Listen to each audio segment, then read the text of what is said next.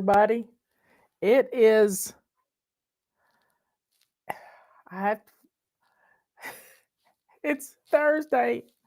It's question and answer day.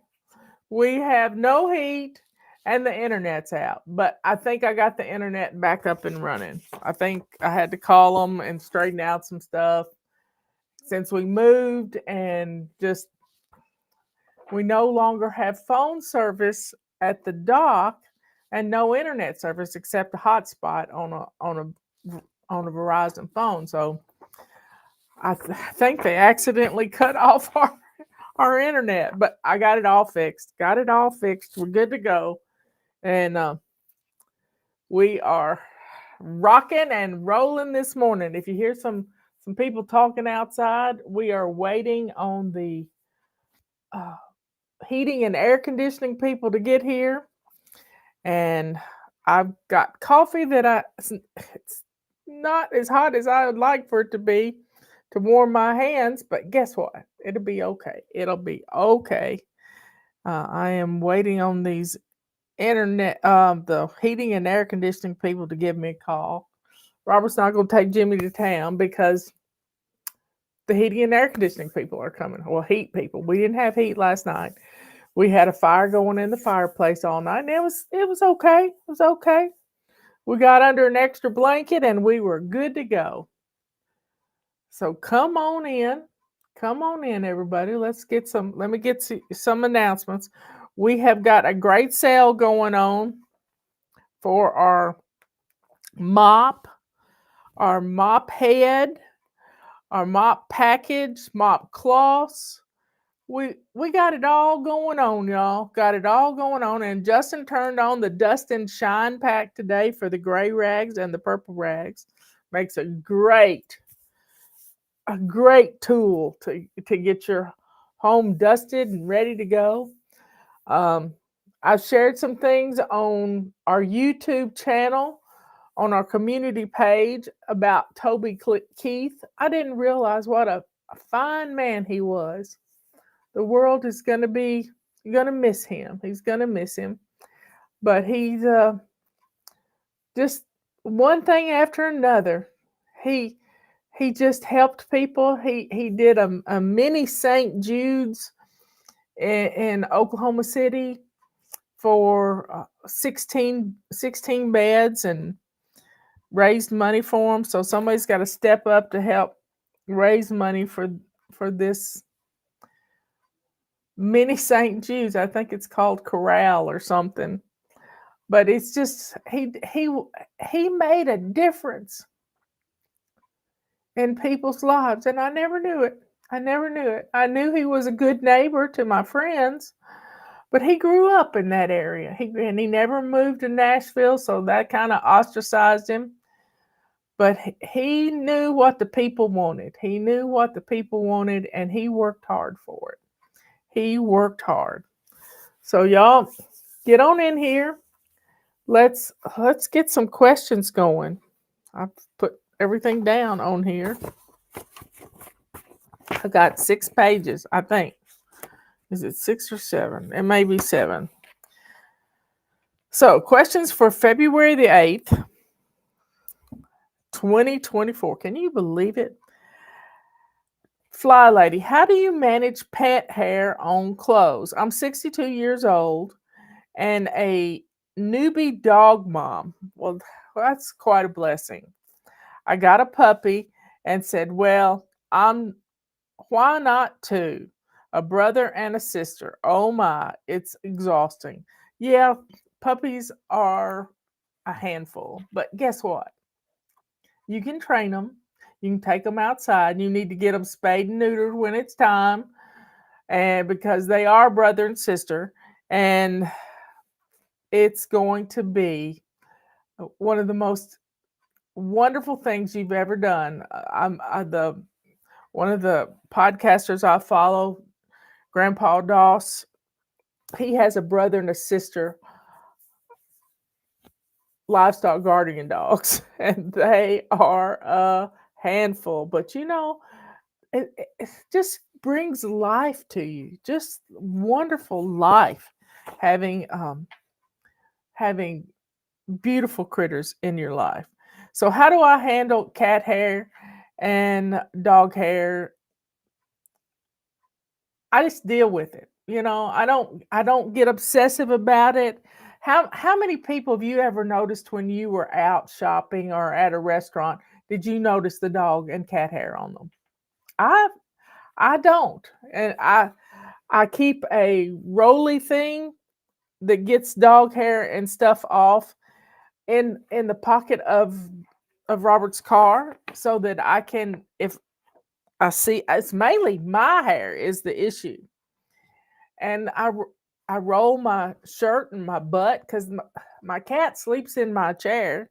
I put a pillow down for her, a little cat bed, and that does a good job. So I haven't even put the chat up. Let me get the chat up. So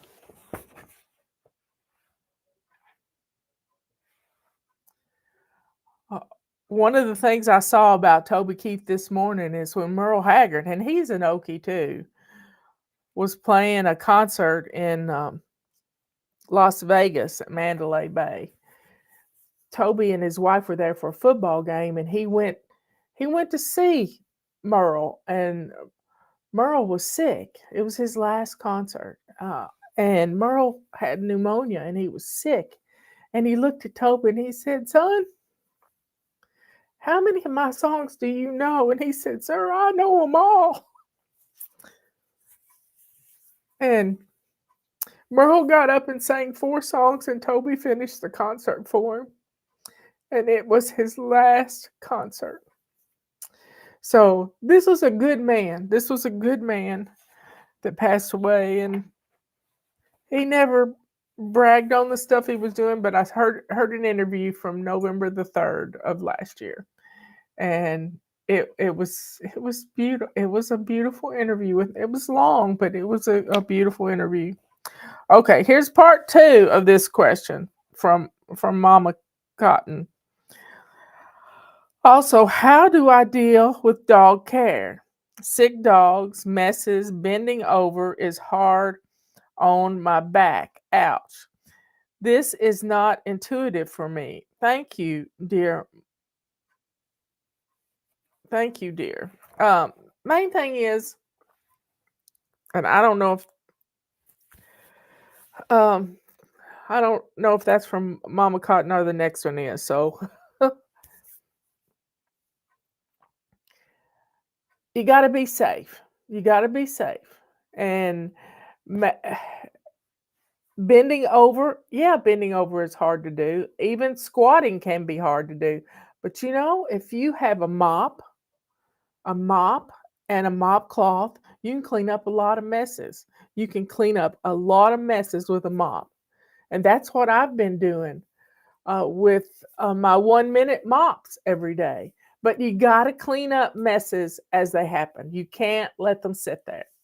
So, having puppy pads are amazing to help train dogs. I still have a pack of puppy pads from 5 years ago when we got Tulip. And puppy pads are just the ticket. I mean, I'm not going to throw away these puppy pads because we might need them. If we get sick sometime, we might need them for our bed. They're just like little coverings that protect your floor. Now, I buy paper towels by the box, and I have a box of them everywhere. And when I get up in the morning, I start looking for kitty messes. We call it Earth Patrol. And I'll put a paper towel over it so nobody steps in it. And then when I've got my stomach straightened out, I will do I'll do cleanup and throw them in the fireplace. And we had one little mess this morning. One little mess. But you got to clean as you go, and always have a mop ready when you get through using it and you put the mop cloth back in in the washing machine ready to get for the next one. Maybe you just put a paper towel on it and have some Windex handy. You just have to be ready, but utilize your tools. Utilize your tools. And if not, just use your foot and clean it up with a paper towel, and then throw it away. But you're going to have to be stretching. Somebody bought washable puppy pads on Amazon. I've never heard of such a thing. Oh my goodness.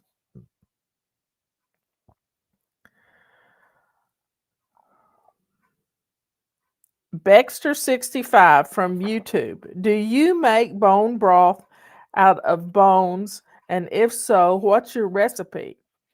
Well, I like beef bones. I like a rich beef broth. I like chicken broth too. And you can use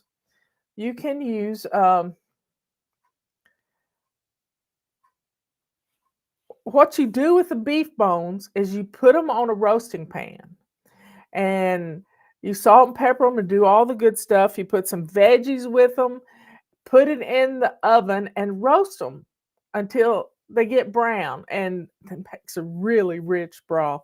And then you put it in your Instapot or in your crock pot. If you put it in your crock pot, you got to cook it for a couple of days. In the Instapot, I just run mine 3 times. And I've got the most amazing broth you have ever seen.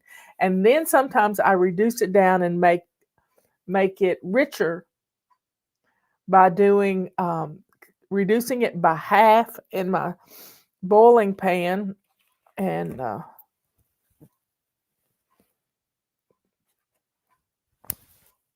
put it in ice cubes and freezing it.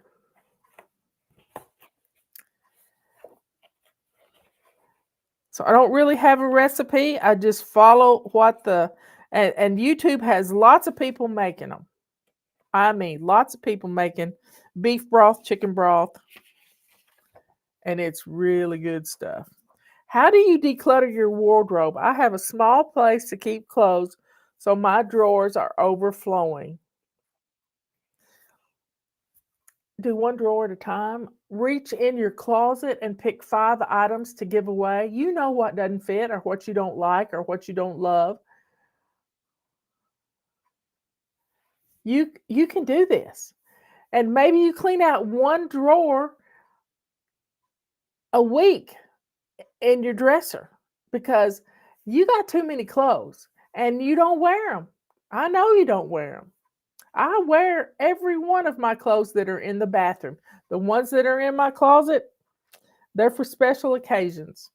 And I'm not going to any special occasions right now. But just 5 items at a time. Put them in a bag and get them out to your car. And only keep the things, key pieces. Like I've got this heavy duty sweater on right now. It's not the prettiest thing, but guess what? It's keeping me warm on a cold day in our house. Do you have some more recipes to share for appetizers for the Super Bowl? Yesterday, you gave us the potato rounds that sounded great. Uh-oh. Y'all, guess who's back? Guess who's back? He's showing out. Look at him. Look at him. He is showing out.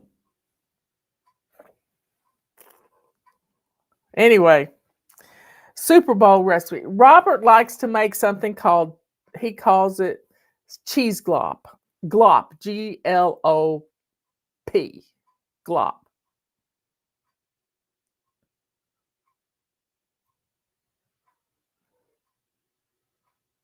The phone's ringing.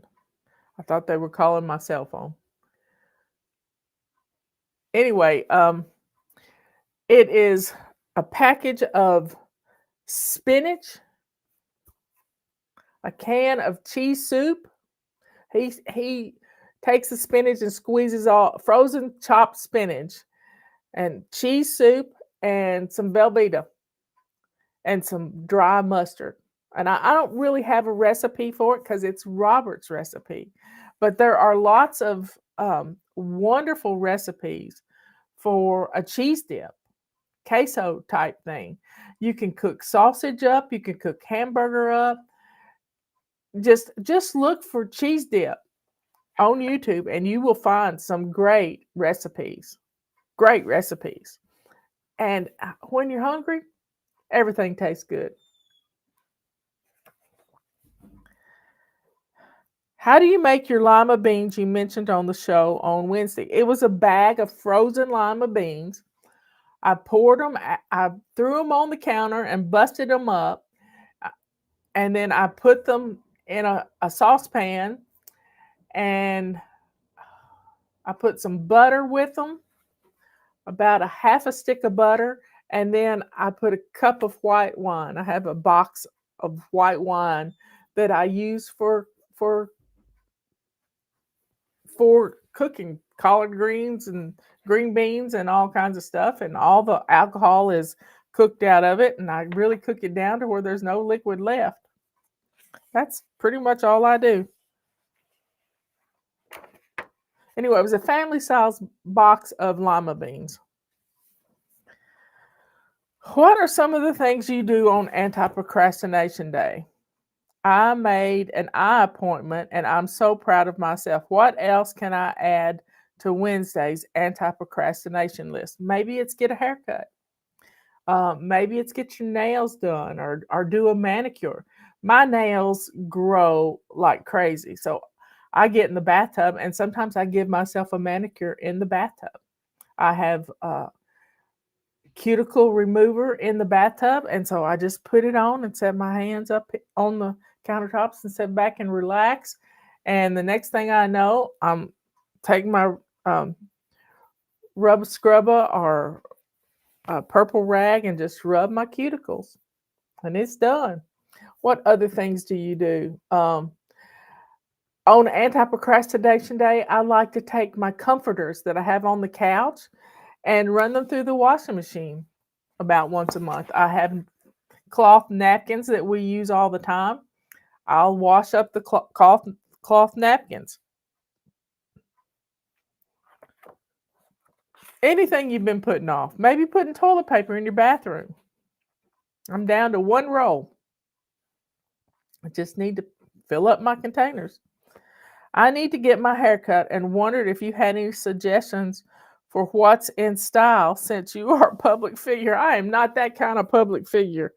I have never been into what's in style, ever, ever, because I like my style, and I'm not going to have anybody tell me or dictate to me what my style is.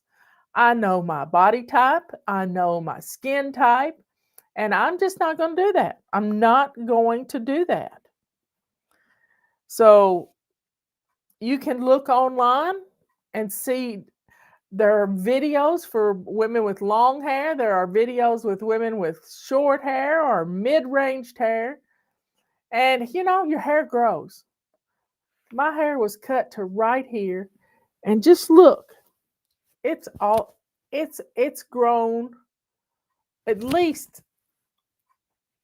8 inches since like a year ago January. And videos with your hair so cute and professional before COVID, before losing your hairdresser. It looks pretty long too. I do what's comfortable. I can take my hair and put it in a bun in the back, and I take a barrette. I have 4 of these, and pin it up and get it out of my way. I like it. I liked it short too. But I'm at a time in my life that I don't want I don't really want short hair, because I've been reading my Bible, and the Bible talks about the hair covering for women. It's a wonderful thing.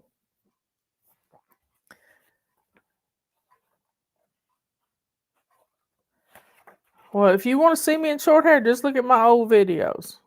I got my hair cut once a month, the last Wednesday of every month. I booked it a year in advance. And that's a great thing to do on anti-procrastination. If you need a haircut each week, each month, then do it.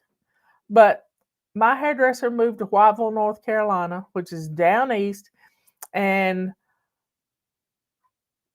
I've tried to go to a couple of hairdressers, and I just don't have the heart in me. I just don't do it.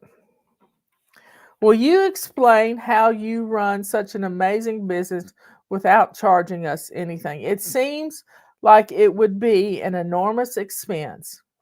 I feel guilty for all you give us when I'm not giving anything back. Thank you so much, FlyLady, for all that you do to make families' life peaceful and fun. I love you. Y'all, I never set out to have a business. I didn't have a business plan. One person needed my help. And we have downsized, we upsized and then we downsized. And that's how life is. You move out of your mother's home, your mother and father's home, and you go to college and get a little dorm room. And then you may get a roommate and rent an apartment. And before you know it, you get married and you get a home and you start collecting stuff. People with the most shoes gonna win in the end. No, that's not how it works. It's not how it works. But we've gotten lean and mean. We've realized that we're back to Jack and Patty and Kathy and Rebecca and Justin. And Justin was my first employee. And we were selling things on eBay, not eBay, on YouTube. No, on Amazon. I'll get it right in a minute. So if you want to help us, purchase a product from us. We sell a product, make a profit so that we can pay people. And Patty and I, we do it out of the goodness of our heart. Justin too. So folks, purchase something from us. Now, we do have a donation link at the top of our page right beside where you sign up for emails, but nobody ever uses that. Nobody ever uses that. But it's there if you want to donate something. And we appreciate it. Where should I start decluttering? The kitchen, living room, or the bathroom? They are all huge cluttered messes. Is there a special time of day that is best to declutter? No, it's whenever you stick your arm out and pick something up to throw away. That's when's the best time. There's no perfect time to declutter, y'all. There's not. Quit looking for it. But right now, we're in zone 2. Decluttering zone 2.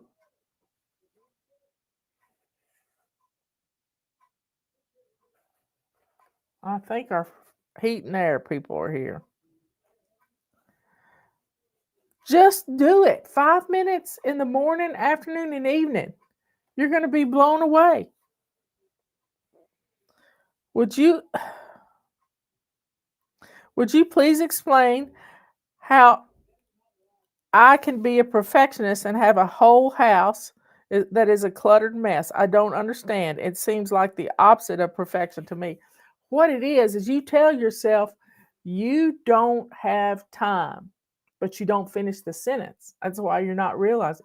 You don't have time to do it like your mama did. You don't have time to do it right. You don't have time. You don't have 8 hours in a day to clean. Well, we don't need 8 hours. We need a minute here and a minute there and pick up after ourselves.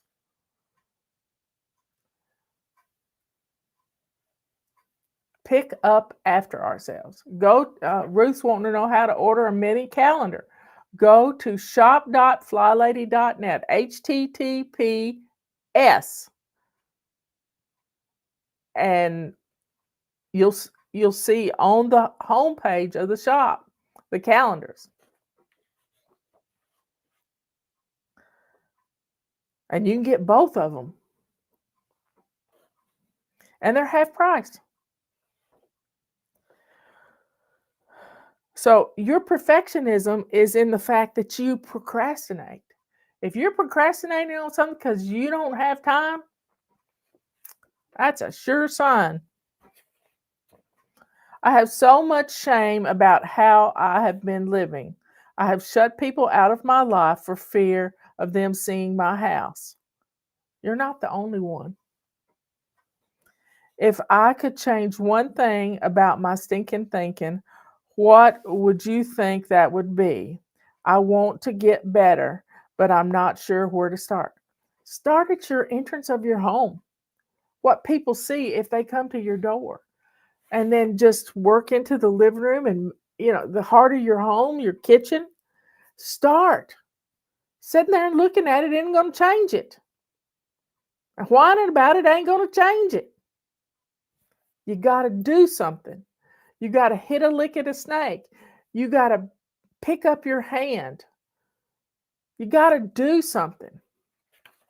And we're all here. We're just like you.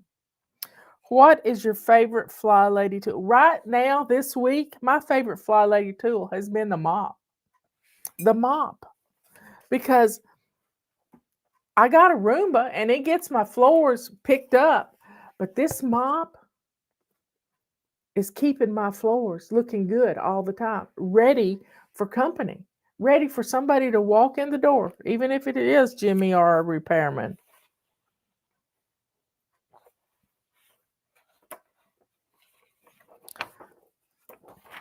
Well, Pooey.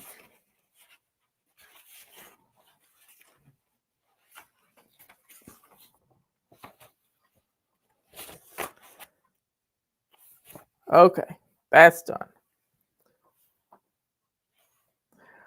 I have. So just get started.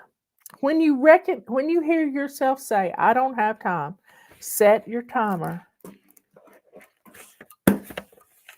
for 2 minutes. 2 minutes. Those key words, "I don't have time," is perfectionism rearing its ugly head. And rebuke laziness.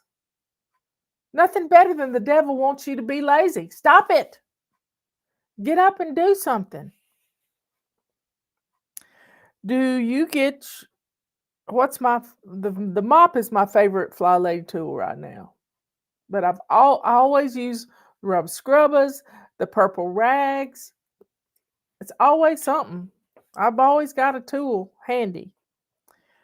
Do you get your nails manicured professionally? They always look so no, no, no, no. These are just plain nails. I don't have I got some glittery iridescent nail polish at Christmas just to look a little festive, and I don't like it on my nails. And every night when I'm putting my chapstick on, I put some chapstick on my fingernails. That's all I do.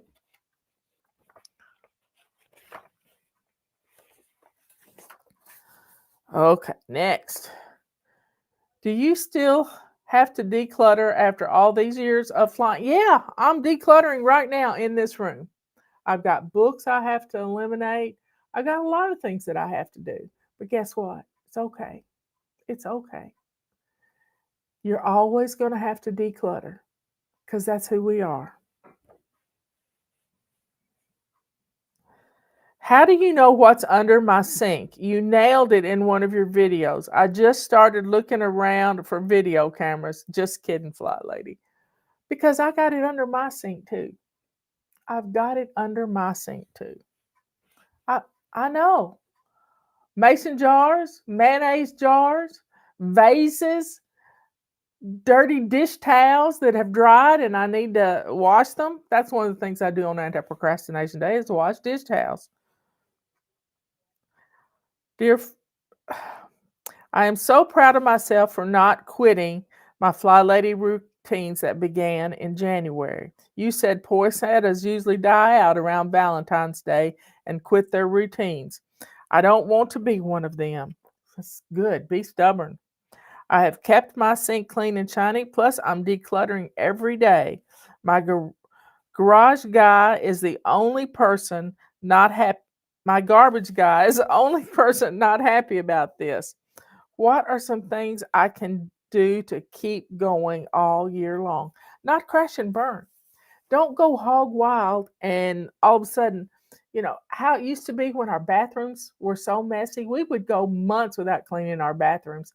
And then all of a sudden we'd get a hair and a wild hair, and we'd spend 4-6 hours cleaning our bathroom. And guess how often you clean it after that?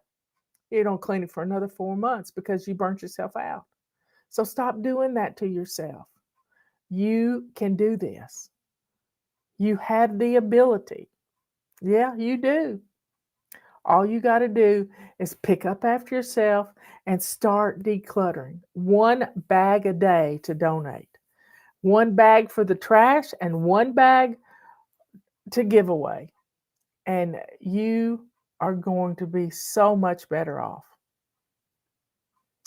Y'all, let's go to the Lord in prayer. Dear Father in heaven, please be with our friend Jack.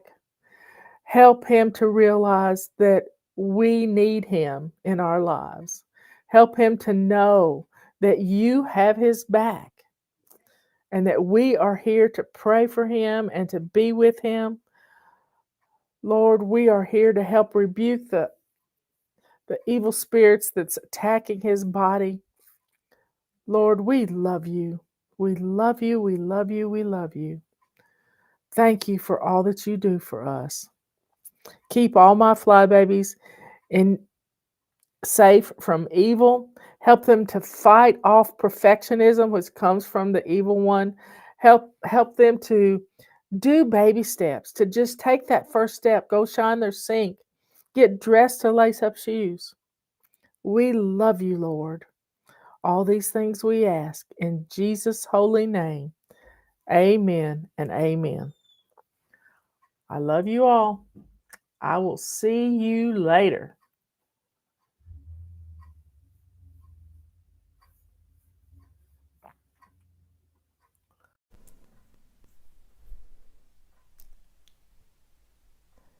Hey everybody. Running a little late. Had to put on some makeup, even though it's so bright in this room you can't tell it. Got on a lot of makeup today. Anyway, let's get started. If you've got a question, post it. I think I may have some questions left over from last week. Maybe not. But I do have a basket that has nothing in it. Look at that. I don't know where all my questions went to.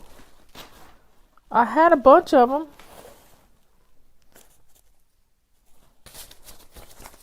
Okay. Anyway, we are decluttering this month. February is our month to practice getting rid of our clutter. We need to do it every day. 5 minutes in the morning, 5 minutes in the afternoon, 5 minutes in the evening if you can't put together a full 15 minutes. Just practice doing a little every day.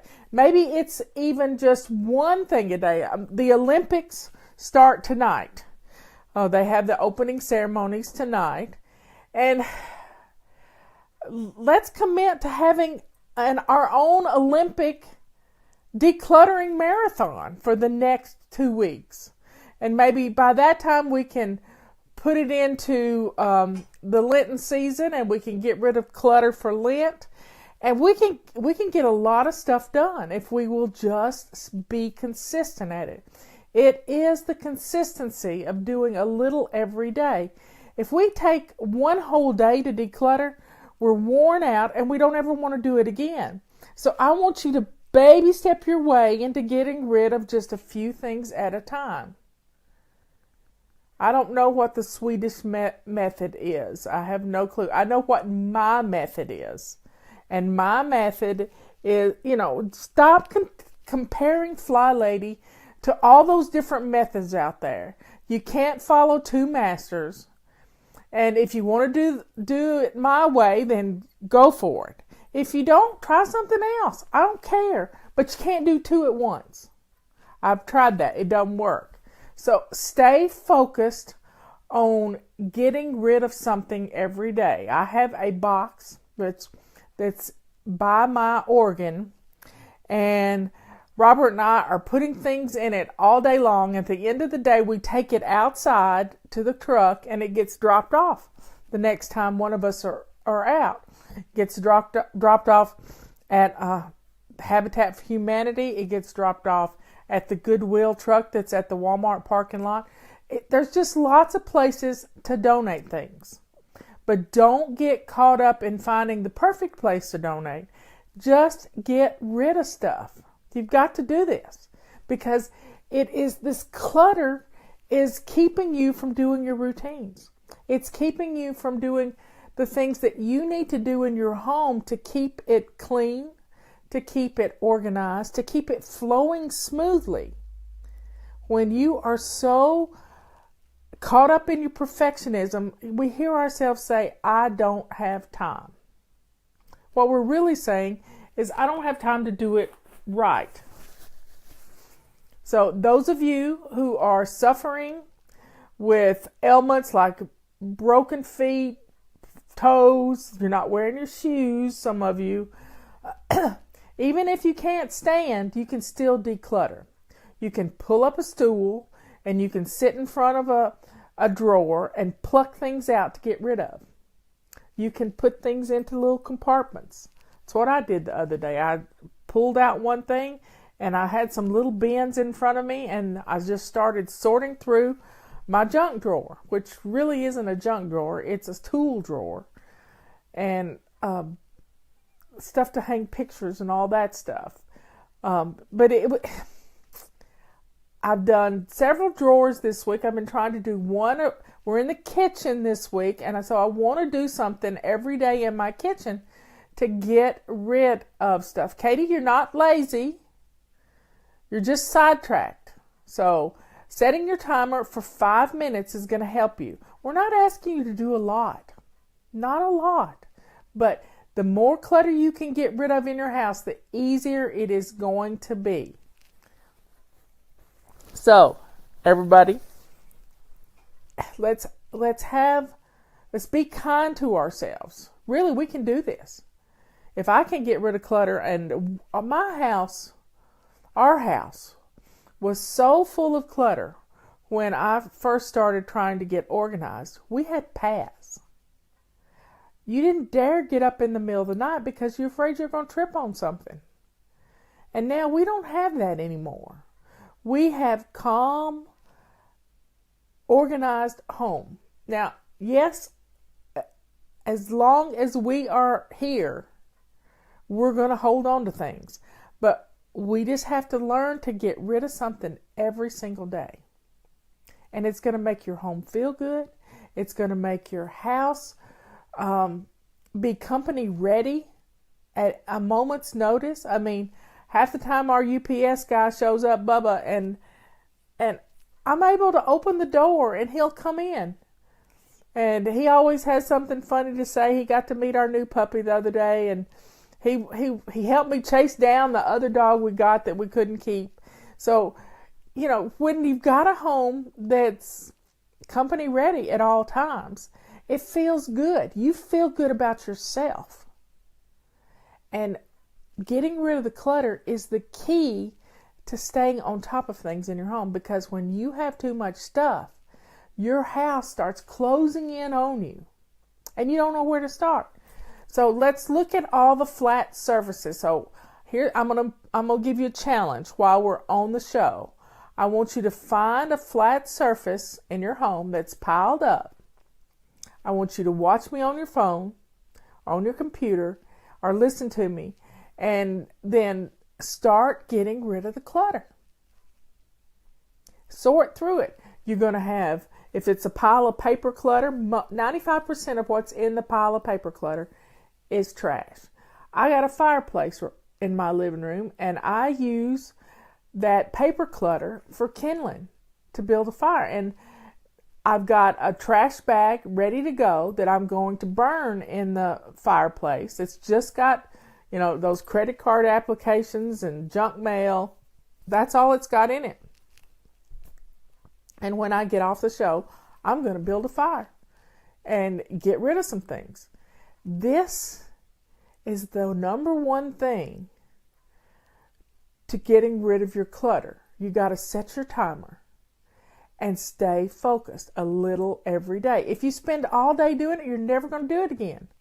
But if you spend 5 minutes, and those little 5 minutes build up over a week. Think about spending 5 minutes each day. That's 35 minutes. Spending 15 minutes each day. That can be an hour and a half of decluttering that you didn't expect to do in a week's time. And you're going to see some true evidence. Start, work on a hidden clutter first so you can have room to put the things away, because our cabinets are covered in things that we're holding on to. When we get those things out of our cabinets, then we make room for the stuff that's sitting on top of the counters. Now, let's think about what's underneath your kitchen sink. Yeah, I know what's under there. You got mayonnaise jars, you got vases. Valentine's Day is coming up. You don't need another vase. So get rid of the ones you've got. Donate them. Get rid of those things. Then you get rid of all those cleaning supplies that you don't use. If they're liquids, you can clean your toilet with them. Put them in one of those vases and stick your toilet bowl brush in there. Yeah, make use of this stuff. Last week I dumped 2 bottles of old dog shampoo in my toilet bowl brush container because I was totally out of things to use to clean my toilet. I put some water in with it and I'm good to go. I'm decluttering at the same time I'm recycling the bottles, and there goes the dogs. But it's all, I'm glad, Mara, that your sink looks good underneath. I keep my one pot and my crock pot underneath my kitchen sink. I have a little bin, a little dish pan that also has my SOS pads, my Comet cleanser and Windex and some scouring pads, and my sink looks good underneath too. I've been decluttering some of my cooking utensils because I've gotten to where I only use cast iron stuff and Visions cookware. So I'm getting rid of the things that I don't use often. And I love my cast iron, and I keep most of that in my oven. I want your house to feel good. Today, I ordered a frame. Well, I ordered it last week, but I finally got the frame in. My nephew had a painting done for me for Christmas, and I got it in and got it framed this morning. Didn't take 5 minutes to put this picture in the frame. And I'm trying to figure out where I want to put it. I may put it on that wall right there, but I don't know yet. It's a very special painting, and it was painted by an artist from Mexico City, who is my nephew's soon-to-be brother-in-law, and he rescues puppies in the ghetto in Mexico City. And these dogs, he takes them in and he feeds them, and he looked at all my videos. Ernesto's probably going to be watching this video, and I'm talking about him. I can't wait to show you the painting that he did for me. He watched them all and got a feeling for what I do. So there's a lot of purple in my painting, but he said I was perky too, and he put some bright orange and some different things in it, and it's a mandala is what it's called, and it's a beautiful piece. So I've got it in the living room for right now, but it might come in here. I don't know. But get things done and get rid of the clutter. And I put it on the wall where there was one painting, and I asked Robert if he had a place downstairs for this one painting. It's a cabin that we absolutely adore. And he said he did, so he was going to take that downstairs. And we'll just see how it works. But clutter is standing in our way of getting things done in our homes.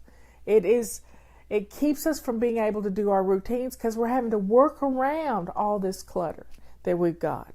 So when we clear out the inside of a cabinet, then we can go for a surface part. And if you put some flowers on that flat surface, then you might not clutter it up again. But when you put something down that you're going to deal with later, what you're really saying is you don't have time. And you don't have time right now to do it right. But you can do something. It takes 2 minutes to go through the mail. And the mail has to earn the right to stay in the house. We go through it immediately. We open up what needs to be dealt with, and we put it in a specific spot. Then we throw away the credit card applications and the other bits of junk mail. That's what's in that bag that I'm going to burn in a minute. I put a paper sack in that spot in my trash can so that I can just put it all in there. I don't have to go through it. I know that it's all burnable.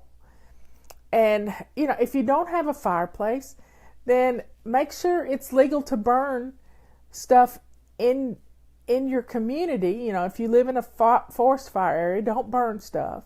But you can get a shredder and donate those shreds to the Humane Society or Animal Shelter.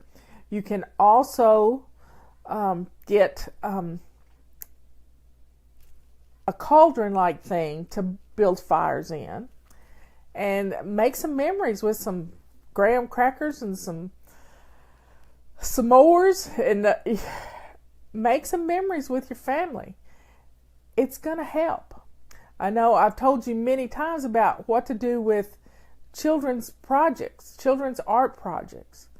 Well, save them up for a week and let each child pick their favorite. Establish a bulletin board in your laundry room where you're going to be folding clothes, and put each picture that the child picks out from that week on the wall of fame, or put it on the refrigerator. I don't much like it on the refrigerator because the refrigerator can look really cluttered and make the whole kitchen look junky. But if you do put something on the refrigerator, it can be a calendar.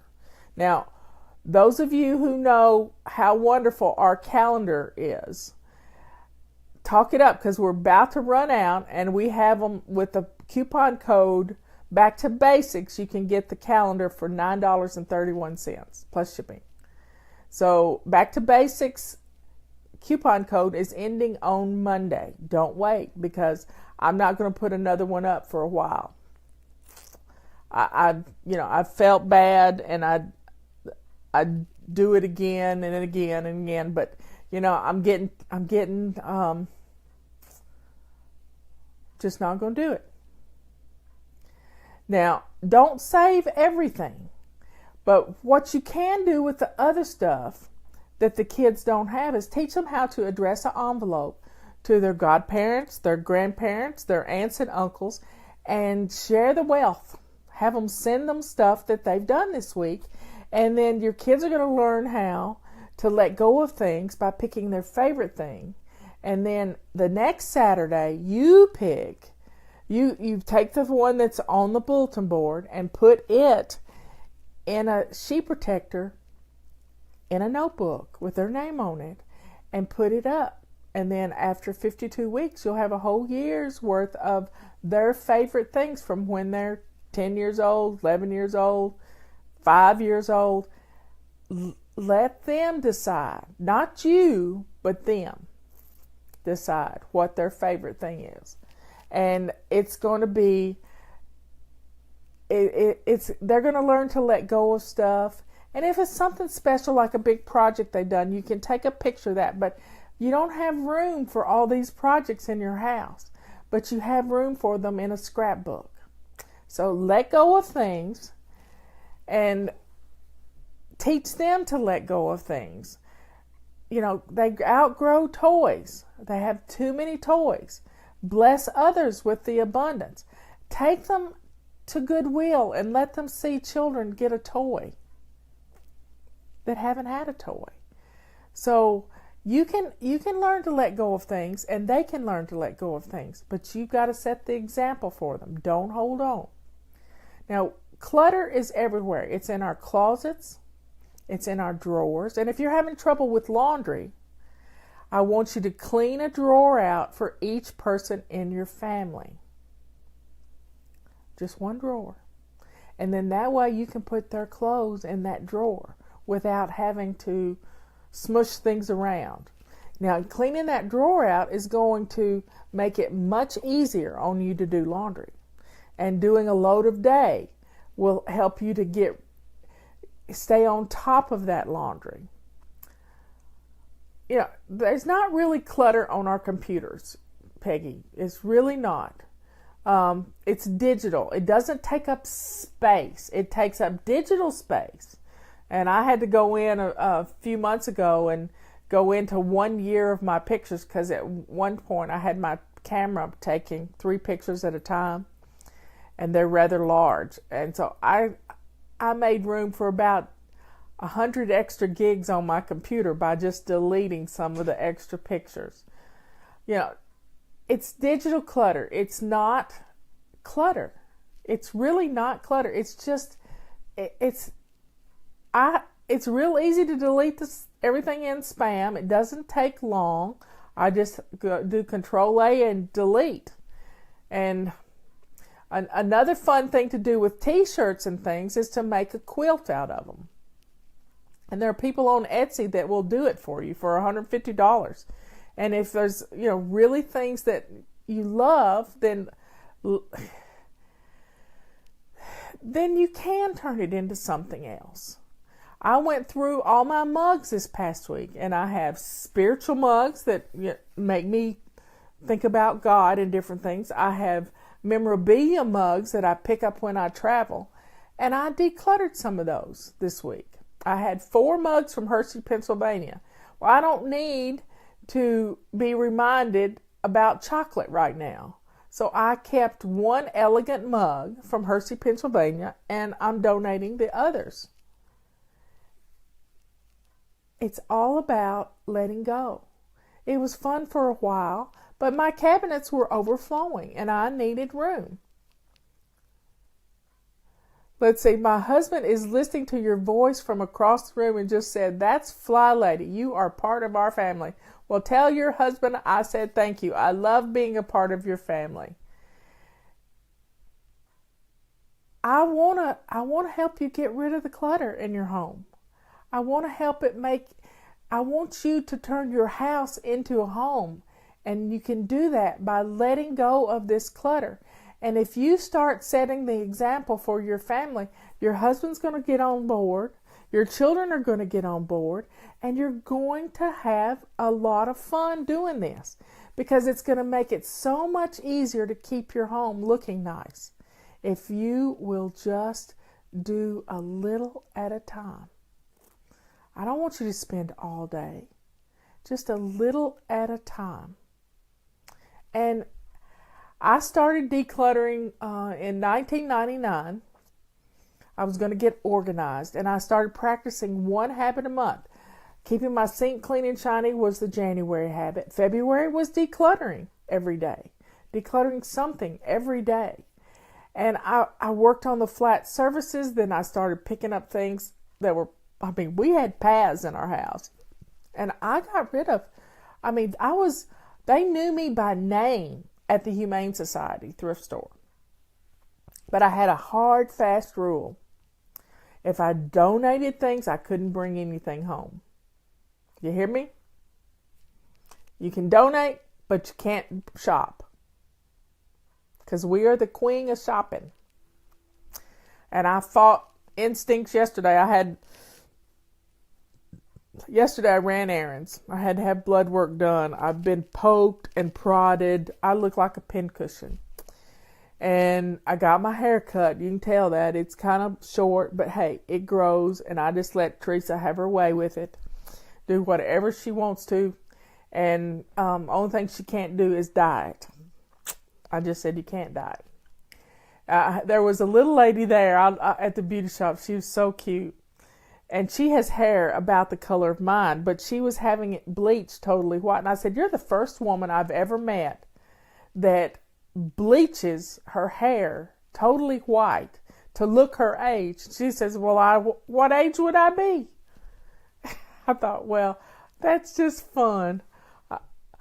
My mother, when she was my age, was totally white-headed. But I still got a lot of brown in there, and I'm happy with it. You know, when you get rid of the clutter, you get picky about what you bring home. And then when you're in that decluttering mode, when you bring something home, you get rid of something. So let's say you get a new scarf. You get a new scarf and you got to get rid of 2 scarves. Well, I have decluttered my scarves to the point that I don't really have any that I don't love. And I'm not ready to get rid of anymore. But I haven't bought any new scarves, so I'm not going to get rid of anything.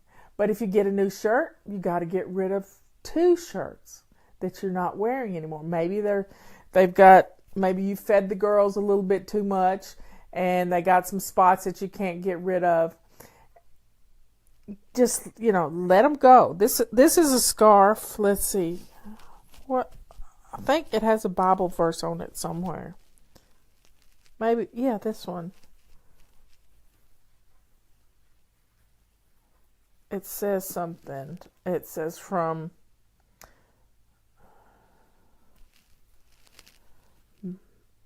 MOM, Proverbs 31, verse 28. You can't read it, but I got this at a conference, and I just love my Bible verse scarves. They make me feel good. And this one's really pretty. I can wear it with black and red. And, red, everybody's wearing red on TV because it's Heart Healthy Month and Women's Heart Month. So let's take care of ourselves. That's why I went to the doctor yesterday. Yes, I feed the girls quite often. My husband just waits for that moment when we're out to eat, and something lands on this shelf right here. Anyway, my husband wanted me to tell you that last week when I introduced you to our little puppy, we finally got a name for her. She is called Tulip, but she has a little monkey face. So Robert's calling her Tulip Monkey, and she leaves us surprises occasionally. And Robert had named those stink pickles. He said, you need to tell everybody that I didn't come up with that. That is from Larry the Cable Guy. He heard it on the radio. So those little surprises, just know that Robert wanted to give credit where credit was due. Please, please, please, please practice every day getting rid of clutter in your home. You're going to feel good. Your house is going to look good. And when you're not messing with all this clutter and it not making you feel bad, then the sky's the limit. You're going to have more time to play, to do the things that you like to do. That is really bright. That's better. Maybe I need a screen right there. I don't know. I may have to get something to put right there. I don't know what it'd be though. But for right now, it's the afternoon sun, and I'm happy to see sunshine because it rained all day yesterday. Tulip must be asleep because she hasn't come in here. This is the cat's room. They take over this place, and she really hasn't, let's say, snuggled up to the cats yet. She snuggled up to Loki. She and Loki are big pals already. I'm so proud of everybody that's fleeing this paperwork, because our paper clutter really gets in the way of our living in our home. It's everywhere. I mean, just this, Yesterday I cleaned out a cabinet where we have all of our dog paraphernalia, dog leashes, harnesses, muzzles, all that stuff. And I found the directions for a game called Go.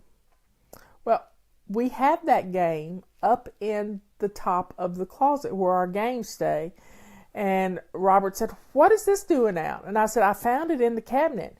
So he took the game down and put the directions right where it goes. Let's go. You know, everything should have everything should have a place. My grandmother taught me this. Everything should have a place, and everything should be in its place. Because when we have a place for things, and that place has been cluttered with other things, then that item sits out on the counter and it makes our house look messy. So let's get the things that are crowding those areas so we can put things away. Now, this is a great thing to do. We're in the kitchens this week. Take everything off your countertops. You know, get you a sink full of hot soapy water, and let's start clearing off the countertops and put things away where they belong. I don't like my canisters sitting out on the countertop, but we have some snack canisters and we have some coffee canisters, but my flour, sugar, and all that stuff stays in the cabinet in a drawer. And it's right where I keep my mixer. But I move my mixer, because I don't use it often, over underneath another cabinet. And the whole kitchen has changed the way it feels because I put everything where it belongs. And I like to have my utensils out because I'm always grabbing one, and you can't find what you want in the drawer. So I have them in a little crock that holds them all, and they're easy to put away. Clearing out the stuff that's getting in your way on the counters. I mean, I look on Facebook and I see people's, not necessarily on our page, but even on TV, I see people's whose counters are piled. There's not even hardly any room to prepare something, much less roll out a pie crust or make biscuits. I see these kitchen counters just cluttered up with everything. Let's get our counters cleared this week. We got 2 more days that we've got missions, but we got Saturday. So let's get rid of the stuff that we don't use on our kitchen counter. Now, I have I have a plant on my counter. I have my olive oil on my counter because I use that quite often. I have a salt and pepper shaker. I have a sugar bowl, which I don't use often, but occasionally, and a butter bowl. And then I have a wooden spoon crock or vase to put things in. And then my crock pot stays underneath the sink. Robert uses the toaster every morning, so I don't need to put that away. And he has a little thing he makes fizzy water with that stays out because he gets fizzy water every day. And my counters are cleared. Now I have a coffee area that has our bean coffee, and it's got a 3 canister set that's all about coffee. There's ground coffee, there's afternoon coffee, and then there's regular, our good coffee. And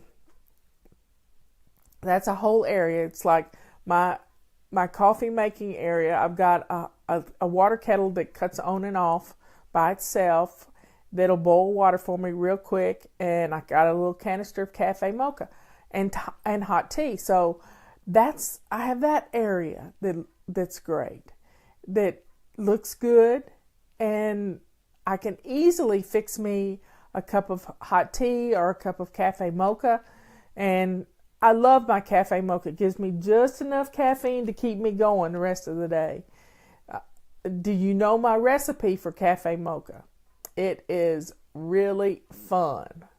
My afternoon coffee is cafe mocha, and it's real easy to make. I get a jar of Taster's Choice strong coffee, instant coffee, and then I use Nestle's Quick.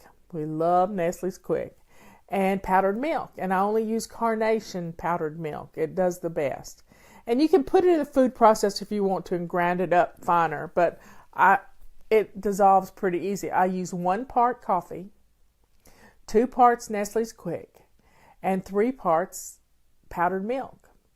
So if you want to use the jar of coffee, or you can just use a cup, use a cup measuring cup, and then 1 cup of instant coffee, 2 cups of Nestle's Quick, and 3 cups of powdered milk, and stir it all up, and yum. Now you can put a little vanilla in it if you want to, anything like that. And it is a great afternoon pick-me-up. Plus get a little calcium, because I don't drink milk otherwise. I eat a little cheese, but I don't really drink milk. That's my afternoon thing. I get to pick out my favorite cup. I get to hug a cup for a while. In fact, I probably should do that sometime. Just come on Facebook Live with my cup of something warm and wonderful. And we could just have a little time together. Well, I've been complaining about one of my favorite TV hosts talking too much. That he doesn't take a breath. I feel like I haven't been taking a breath. So I'm going to slow down a little bit. And, next month, well, here we are. We're only in the 8th day. Now, today is the anniversary of Michelle's Miracle on the Mountain. 2 years ago today, Michelle had a terrible accident at her house on a John Deere Gator. And she flipped the thing over on top of her and was in the hospital and in intensive care and had to have surgery. She broke 5 ribs, punctured a lung. It was awful. But guess what? There was a miracle that day. And today we sent her flowers because I wanted to remember the miracle. The miracle was the phones don't work at her house. I can be talking to her on the phone as she's driving home. She gets to her driveway. There we go. I don't know what happened.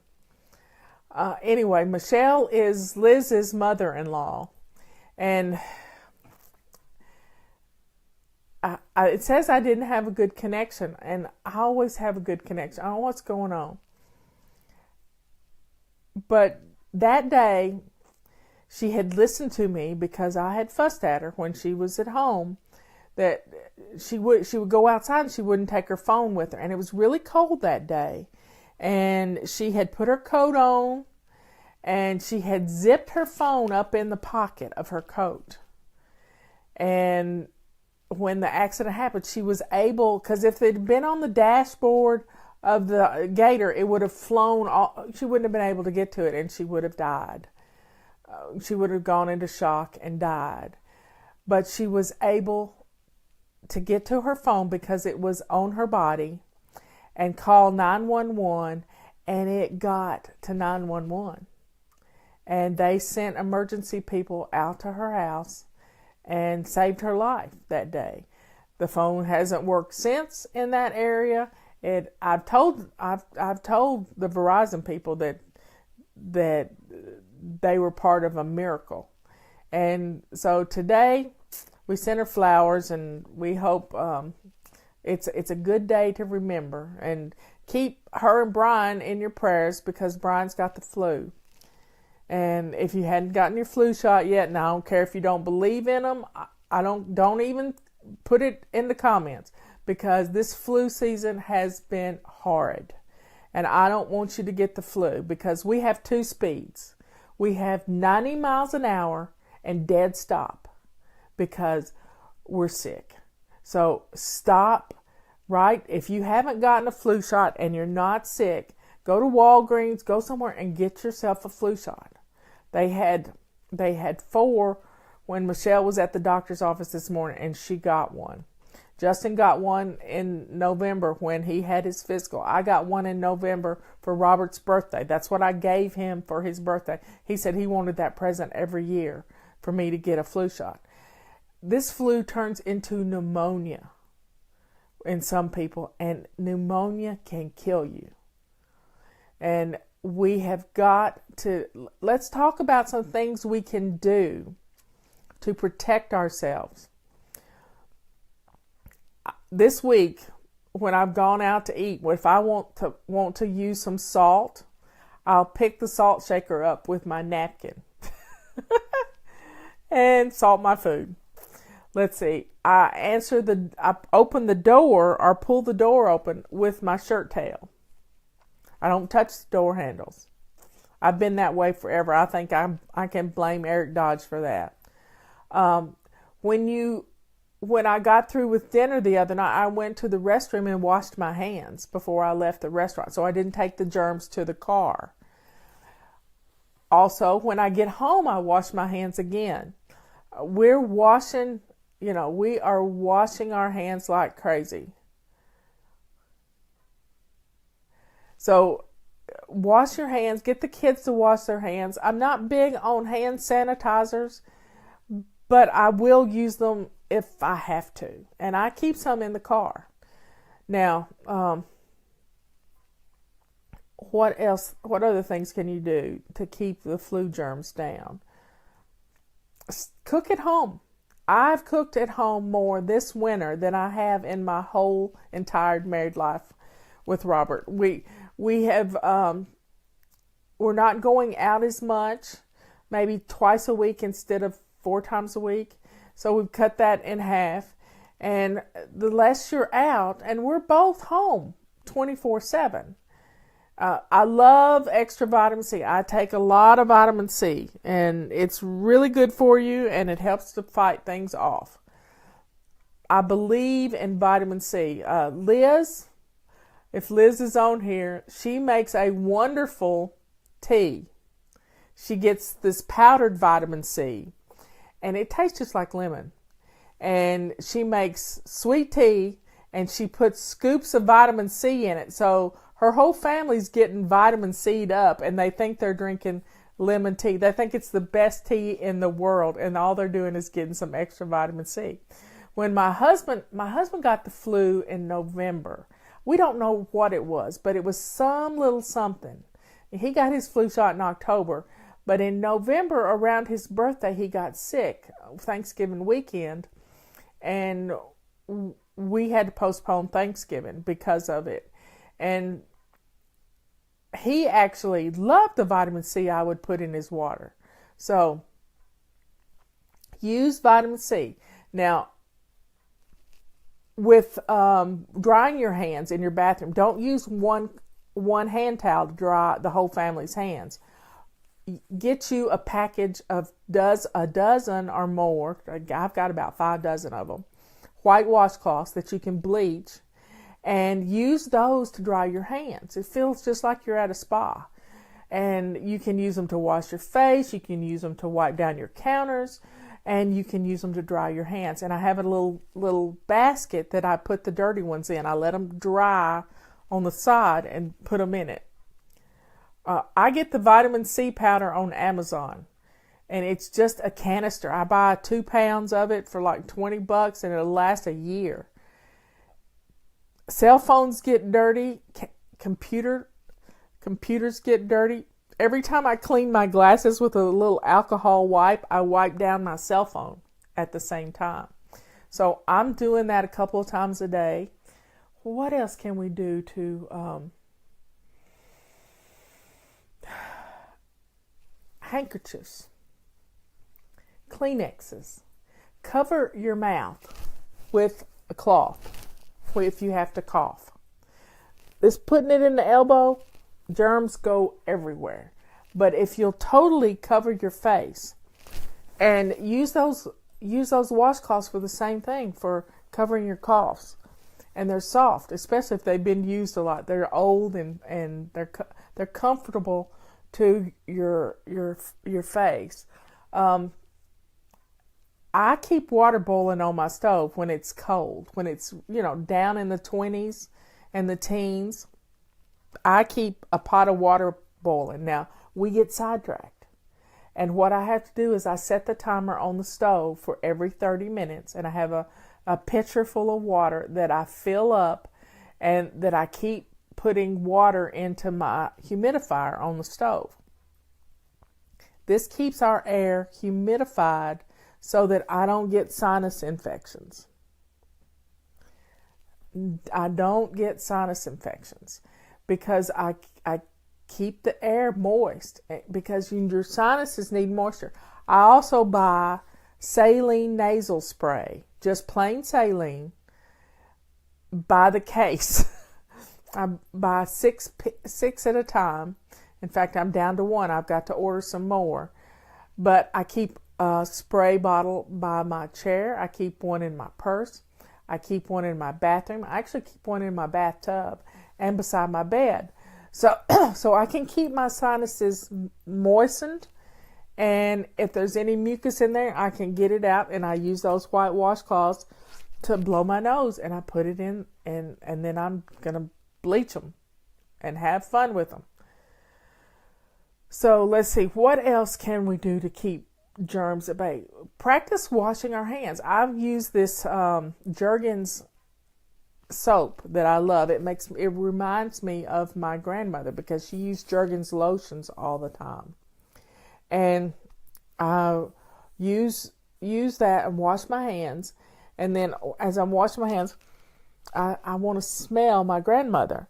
And so I'll put my hands up to my face and I'll thank God for giving me a godly grandmother. And so that's how I remember her every day. We just have to be vigilant, but we can feel good about things because, having a little cat hair and dog hair on the floor, a little dirt on the floor is normal. And don't beat yourself up that your floors aren't pristine, because those floors are going to help to keep your children healthy as they get older, because they're going to develop an immune system that doesn't go nuts around different things. They're going to have less asthma. I was looking it up a while ago for an article I was writing. It was in the New England Journal of Medicine that having a house that's not pristine can be actually helpful.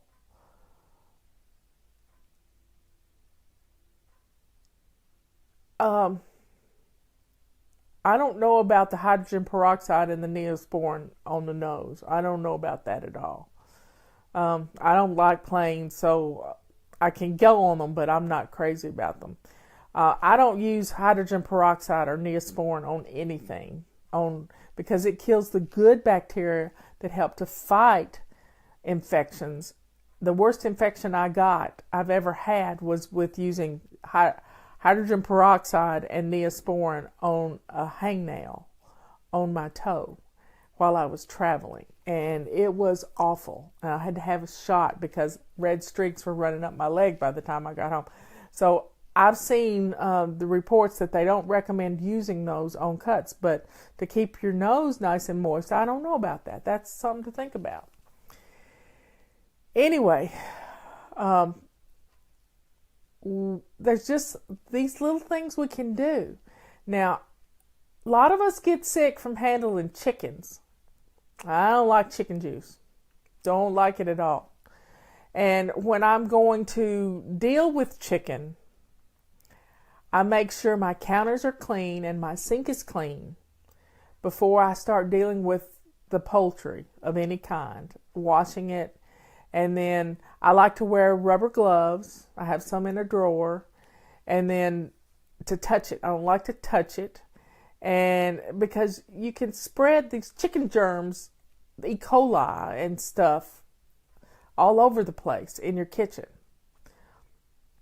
So then when you get through, you've got to wash down everything that you've used. So you need to disinfect your sink and wipe everything down and put those clothes, put that stuff in the laundry and get it washed because it's contaminated with chicken juice. Don't like chicken juice. So little things like that keep your family healthy. Don't put anything super hot in your refrigerator. Wait till it gets to room temperature before you put it in the refrigerator. Because my mother-in-law, my son's grandmother, taught me this, that she worked in a restaurant for 27 years, and that was one of the things. You don't put super hot stuff in the refrigerator because it doesn't get cool in the middle. It'll cool on the outside, and then the inside doesn't do good.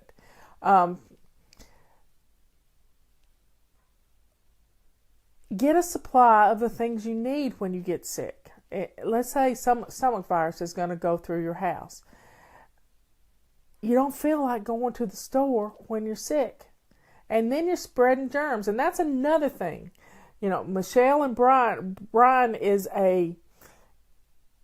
the flu. Well, Michelle, she is a carrier.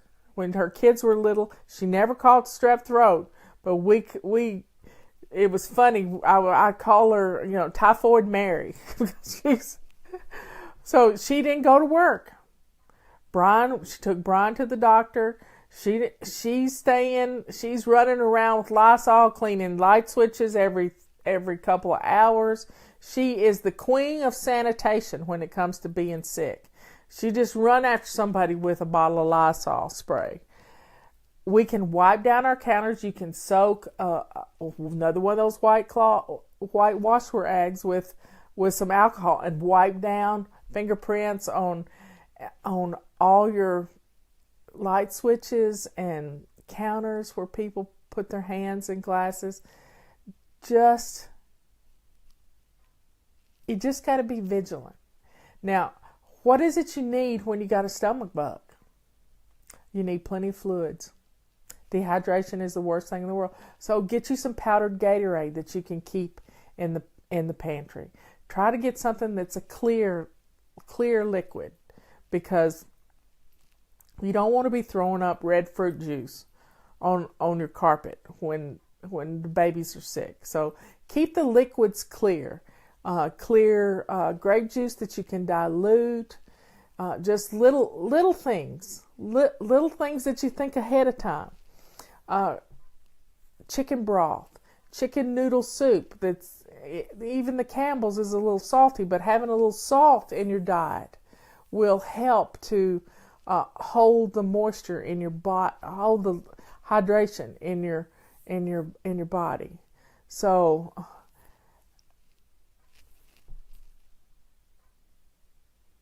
anyway, the whole having this stuff in your house is going to help you. Now, here's another fun thing. Those old beach towels and towels that you have a place for them that you can get to them easily. And if you've got an old blow-up mattress from a pool party, have that in a beach bag, so that when you get sick, you can blow up this mattress, and when you're having to hug the porcelain phone in the bathroom, throwing your guts up, at least you can have a comfortable place to sit on an air mattress or lie down. Sometimes lying down on the bathroom floor is the best feeling thing of everything when you're sick. Just that cold bathroom floor can feel good, but it gets hard after a while. Now, having those old towels, you can get them, you lay them on the floor, and then all you do is grab them up and throw them in the wash machine. The buckets and stuff you use at the beach with the sand buckets and shovels, kids, you can pay your kids $1 or $0.25 if they hit the bucket. I mean, it won't be much fun, but you can make a game of throwing up. I know that sounds terrible, but you can pay them $1 to hit the bucket. So I just want you to be protected this flu season. And here's another thing I want you to remember. This stuff can turn into pneumonia pretty quick. And if the congestion starts building up in the lungs, I was taught as a young mom to pat your baby's back like you're burping them, but a little bit harder, with a cupped hand to break loose the phlegm. And then coughing, they can cough this stuff up. Stay with your babies. Watch them when they sleep. this stuff is bad. Stuff is bad. It's not going to, you're going to have to be vigilant. Yeah, nothing says I love you like a clean toilet, especially if you're throwing up. And that's for you. You're taking care of you when you do this. It really is for you. Now, promise me you're going to get rid of something today. Declutter something. Getting stuff out of the house is going to be the best thing in the world for your home and for how you feel. I love you too, Paula.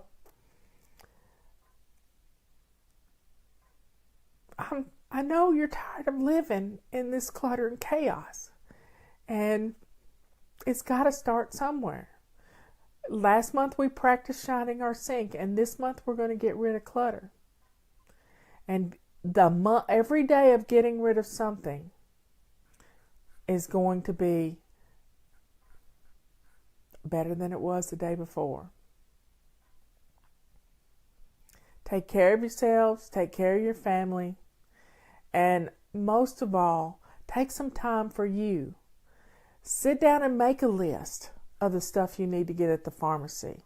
The electrolytes, the Pediapops, all this stuff so that you can have it in the house when the stomach bug rolls around. And enjoy your family. Commit to doing a bag a day. I love it for Lent. I'm going to do the Olympic challenge. I'm going to get rid of something every day. I love you all. I'll see you next week. Oh, coupon code Back to Basics ends on Monday, and we got this big calendar sale, and we're running low on feather dusters and sweepers, carpet sweepers. So get them while you can, because we won't have them for a few weeks. And we're looking at getting some new dish towels. I'm excited. We haven't had any dish towels in a while, and dish towels, to me, I'm real picky when it comes to a dish towel. And we found some really good ones. They just brought them to me a while ago. So I shall see you next week. Everybody take care of your families, and especially take care of you, because if you don't take care of you, who will? And then who's going to take care of everybody else? I don't want you getting sick.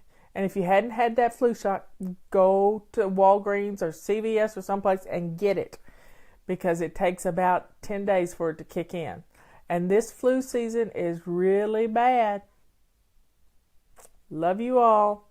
Take care of yourself. See you next week. Justin here today from FlyLady with a special request. Today I'd like to talk to all the husbands and all the men of all the FlyLady families that are out in FlyLady Nation, in the U.S. and around the world, to talk to them about something special that we can do to help out our wives by helping out in the kitchen. And I know some of you men are no strangers to the kitchen. You help out with dishes and things like that. My request today is that if you haven't cooked during this time of quarantine, when there is a lot of people that are getting stressed out in homes, especially the ladies, there's a lot to do. You're never leaving the house, and you've got meals to prep, breakfast, lunch, and dinner, and you've got to get these either on the table, you've got to get them cooked, and it's a lot of stress to have one person in the home to do this all the time. My request is that men need to step up, and there's more that we can do besides washing dishes. We can cook, and cooking is something I love to do. And one of the things I like to cook, and I'm gonna show you this evening, I like to cook a grilled flank steak. And how I do it is it's kind of on a gas grill is how I do it, but you can use charcoal. Or how I'm going to do it in our recipe for this evening is I'm gonna do it on cast iron. I'm gonna sear it, and then I'm gonna put it onto the grill for a little while, and then I'm gonna take it off. With this flank steak, it is for one meal that can be fajitas, or you can do like a Brazilian style with charro beans and the flank steak. But for our purposes tonight, I am cooking fajitas for the family with flank steak. Flank steak you usually can find in your meat department of your grocery store. It's usually in a vacuum pack sealed bag already, and that's just kind of how they sell them. It's kind of a cheaper piece of meat, and so it's a little tough. But if you marinate it with the right marinades, and the marinade that I'm going to give y'all in the recipe, it needs to at least be on the meat for about 4 to 8 hours. So if you let it soak and rest in that good marinade, it kind of breaks down some of the fibers and makes it extremely tender. And I know you guys in FlyLady Nation are gonna step up, you're gonna help out your wives, and this is our first recipe, and I know you can do it. And a couple of other things that I'll probably talk about in future episodes is some great ways to also cook besides being on a grill or cooking in cast iron. One of my favorite things to do is I love to bake in the oven. And you say, well, but Justin, what do you like to bake? I like to bake my world famous chicken ranch nachos. I'm kind of known around our house as the party food kind of guy. But when I cook, I like to cook fun things. Like smoked chicken wings or chicken ranch nachos on a big old pan. And so what I'll usually do is grill some chicken. But what I'm telling you now, gentlemen, you can step up and help alleviate some stress in your family during this time of social isolation and distancing by stepping up in your family and do more in the kitchen to help out. And cooking can be one of those things. Here is my flank steak recipe that I got from allrecipes.com. It is a great recipe, and you can change it up a lot depending on the kind of things you like to have in a marinade. As you can see, I use some of my favorite grilling spices along with some of the things that they have in the recipe. I use 2 different skirt steaks or flank steaks for this recipe. I mix up my marinade, and then I pour the marinade over the steaks in a Ziploc bag. Zip it up and let them rest for at least 4 hours. For this take, I have actually let it rest for 48 hours. The longer, the better. And these are some of the fixings that are going to go along with my fajita night, which is what I'll be using this steak for. Now it's time to start grilling. I have a hot grill at 400 degrees, and I sear it on a cast iron plate, 5 minutes each side. Then I take it off of the cast iron and put it directly onto the grill grate with direct heat for about 2 minutes each side, still at 400 degrees. Then it's done. I wrap it up in aluminum foil and let it rest for 5 minutes. It's good. Now it's time to open it up. It looks great. I've got some extra lines on that. I've cut it up on my cutting board into nice little strips for fajitas. And I have all the fixings set at the table. And we're ready for fajita night. It's good. Enjoy. Men can cook from FlyLady.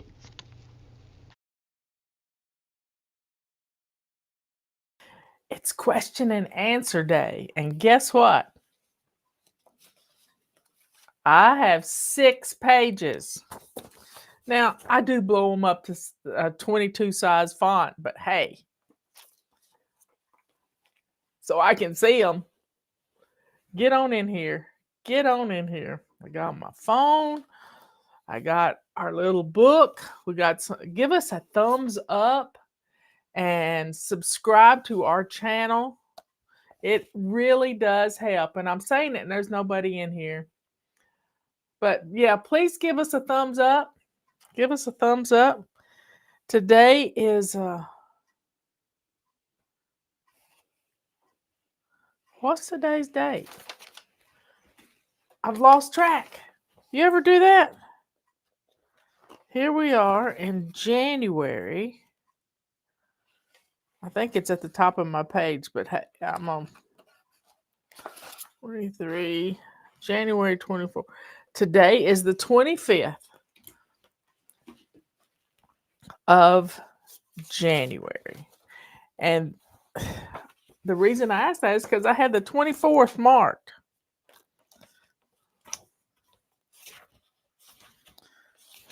25. It takes a month to establish habits. Be kind to you. Give yourself a gold star.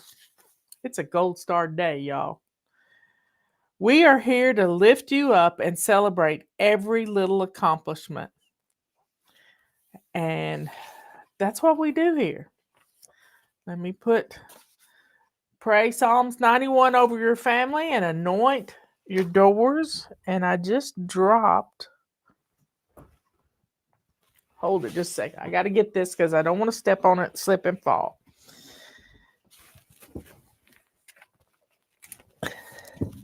The do it now principle kicks in, y'all. Because slick things like fake money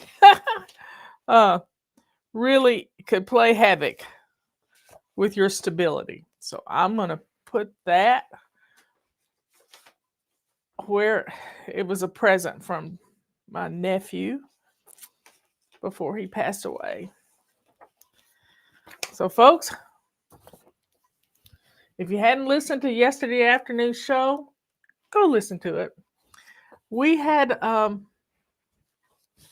visitor yesterday, and the visitor showed up at the back window, and he hadn't been here in a while. And he showed up 3 times, and I got a picture of it, y'all. It's the, you can see his wings spread. It's the cardinal showed up. It's been a while since he's been here. But I had Holy Spirit was working yesterday afternoon. And let's just say, I think we got confirmation that we were listening. Yeah, it was the cardinal yesterday. He was so pretty. Now, the female's been out there this morning as I was putting on my makeup. But let's get started. Y'all get your calendars ordered. They're half price. We've got feather dusters that are half price, and it's just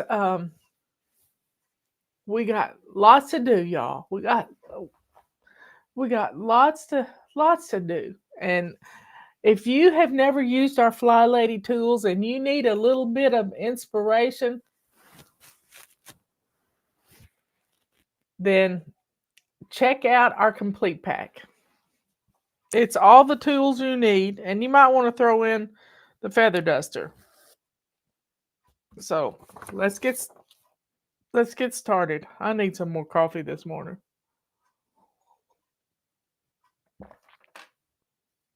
We have had 1.5 inches of rain, and we'll probably get another 1.5 inches before the day's over with.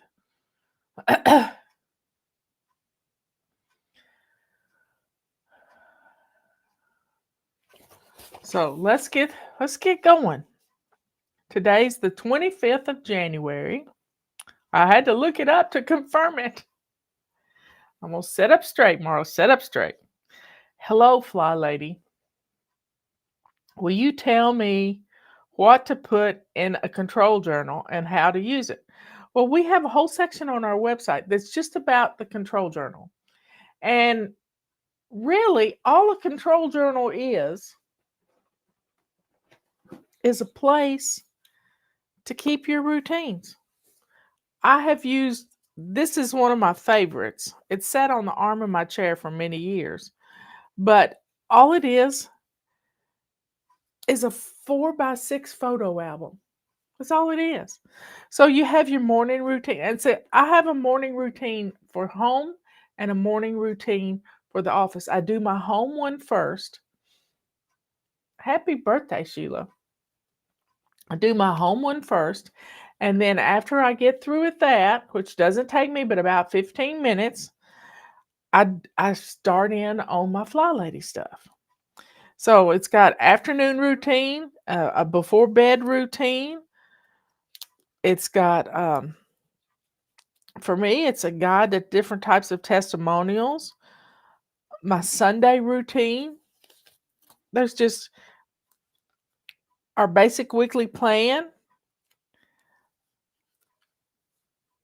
And I've got a packing list for travel, which I don't do much of that anymore. But y'all, it's a 4x6 photo album. You put your routines in it. In the event that somebody has to do your routines for you, let's just say you have to go out of town and daddy's keeping the kids. He doesn't know what has to be done because he's been, he's been doing other things. But if you have it written down, he can just go through and check things off. It's a place to hold your routines. And we have a whole section on what goes in it. But we talk about it every day, morning, afternoon, and evening routines. What do you have to do? Shine the sink. Lay out your clothes for tomorrow. Lay out the kids' clothes. So all they got to do is get up and get dressed. Part of your evening routine is everybody get their baths. Get it done. So you're not rushing around crazy in the morning. So you can have a slow and steady start to your day instead of hectic. Okay, folks. I slept on my hair wrong. You ever do that?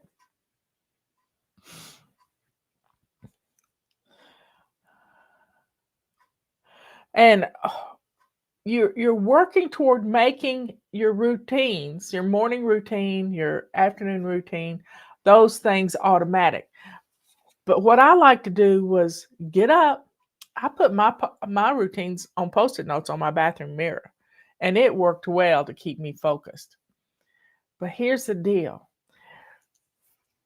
Sometimes we just need the routines written down so it can be a checklist for us. I watched a Walker Farm family.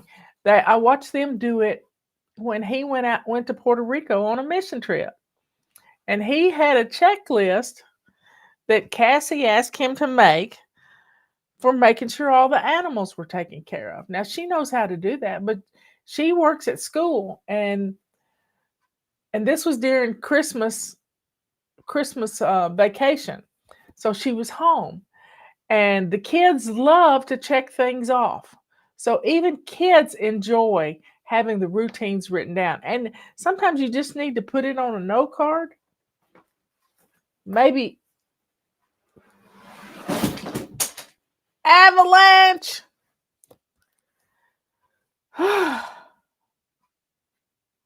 Just shaking my head at myself. I know better. I don't know why it fell off either. But guess what? It did not fall all the way off. I only lost one thing out of it. And I'll put it back in there. It's backup battery. Whew. I don't know if y'all heard that or not, but it was loud. But you just take some sheep, go to the dollar store and get a photo album, 4x6, and get some 4x6 note cards, and you can make a little control journal or just a sheet for each child in the family and put it up where they can see it. Or maybe you just do it on a whole sheet of paper and put it on their dresser mirror or somewhere. Okay.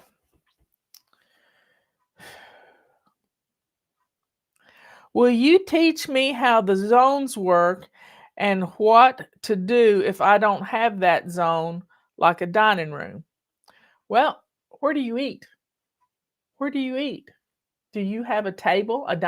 Do you have a table that you sit down? Count that as your dining area. Do you have a bar that you use as your dining area?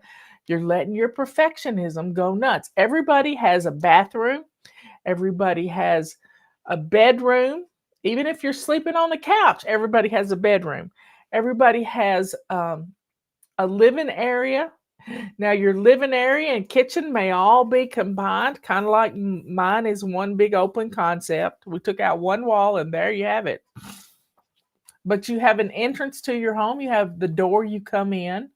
So don't let your perfectionism make you nuts. Now, each week, which we're in zone 5 next week, and let me pull up January.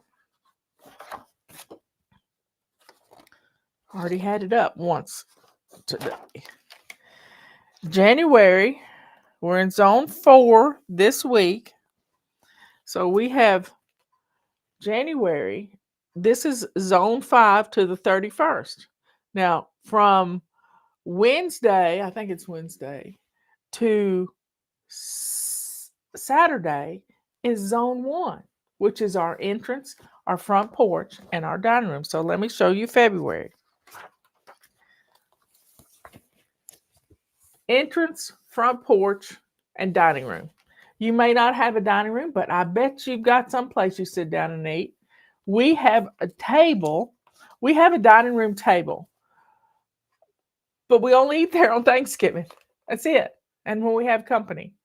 And we've only had company like 3 times in our whole married life in 27 years. To sit down at the table, we had Christmas dinner with the kids. We did fondue one time. But we all have the same zones. They may not look like everybody else's because it may just be your island in your kitchen is where you sit down to eat. Some people don't even want a dining room table. I've known people to get rid of their dining room tables because they were catch-alls. And right now, mine's a catch-all because I'm trying to decide which cooking utensils I want to get rid of. And so as I use them, I put them away. And I found that I love my red cooking utensils. But zone 1, usually the first full week in the month is zone 2, the kitchen. Zone 3, from the 11th to the 17th, is your main bathroom and some other room. And zone 4, the 18th through the 24th, is your bedroom. And that's the worst room in the house usually. And zone 5, the 25th through the 29th, we have leap year. We have the 29th day of February this year. So that's our zones for next month. Our habit for the month is going to be decluttering 15 minutes a day. 5, 5, and 5. 5 in the morning, 5 in the afternoon, and 5 in the evening. It doesn't take long. We've got President's Day, we got Lincoln's birthday, we got Valentine's Day, we got Groundhog Day. We got lots of things happening. And I'll be putting out the sneak peek this weekend. I didn't do it last weekend. But I'll put it out this weekend, and you'll see all the zones for February. But if you don't have a dining room, don't worry. You have a place where you keep your dishes. You have a place where you eat. And we have this table that lifts up, and we sit at the couch. We have for years since we got this table. And before that, we had TV trays. And we sit right side by side, and we enjoy our meals together. Okay. Next question.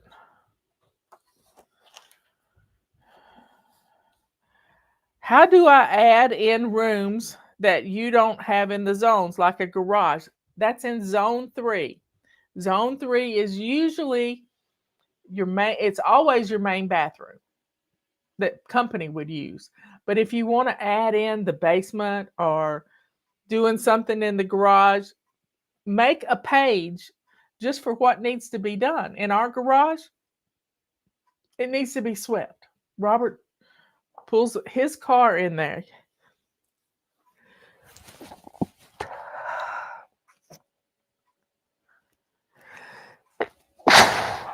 It's hard to stop a sneeze. I'm telling you. You could bust a gut. Now, So in zone 3, you add in an extra area you need to clean, but don't focus. Don't focus on just that area, because maybe it's a kid's room. You let the kids help. Don't be decluttering in the garage unless your husband knows what's he's got stuff out there.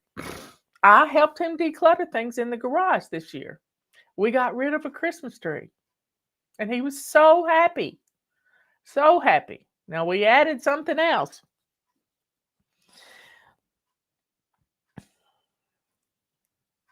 But zone 3 is when you add an extra area that you want to focus on. Or you could focus, if you're really wanting to deal with cleaning out the basement, you could do one thing every day in that basement. We call that project mode.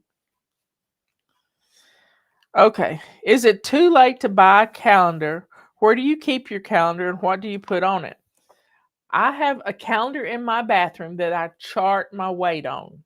And I have a calendar I have a mini calendar on my desk that I keep up with things on. And it's not too late to buy a calendar. We put them at half price. Get your calendars now. Buy the set. I keep it in the bathroom and by my chair. Now the mini calendar can fit in your purse, but I need my calendar front and center all the time. And what I chart on my calendar is like Tim Sheets is having a hub prophetic meeting on Groundhog's Day, February the 2nd. And I love those. I love them. There's Dutch will be speaking, and I don't want to miss it. So I get it on the calendar.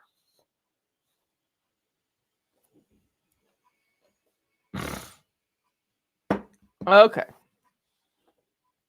So get your calendars ordered. One page down. How do we get freedom from chaos? How do we get freedom from chaos? You have to start one habit at a time. Baby steps will get you there. Once upon a time, we had a big event in Dallas, and we had a big meet and greet afterwards. There were, I think, 800 people there. It was a big celebration of FlyLady. We had 500,000 followers. YouTube threw this party for us. We all paid for it though. It takes a lot. $25,000 to have a big event, to rent a ballroom at a big hotel. And so we had this party, and this girl comes up and she takes her shoes off and she comes around the table behind me, and I've got a picture of it somewhere. And on the top of her feet, now I don't recommend doing this. I don't have a tattoo. I know a lot of people do, and I'm not putting them down, but she tattooed on the top of her foot, say this is the top of her foot, in a semicircle so that she could read it, not so that somebody else could read it. It said, baby steps will get you there. Baby steps will get you there. And her little ballet slipper, it was just right under her little ballet slipper. And, you know, she needed to see that when she's in the shower. She needed to see that when she was doing anything where her feet were naked. Now, if you got your shoes and socks on, maybe you need socks that say, baby steps will get you there.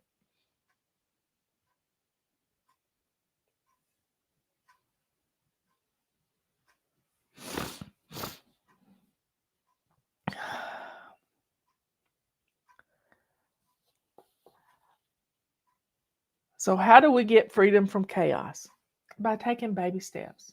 By taking a whole month and practicing one habit, like This month is shining our sink. Next month is going to be decluttering. March is going to be getting dressed to lace up shoes every day. First thing, don't drag around in your gown tail till 3 o'clock in the afternoon to get dressed.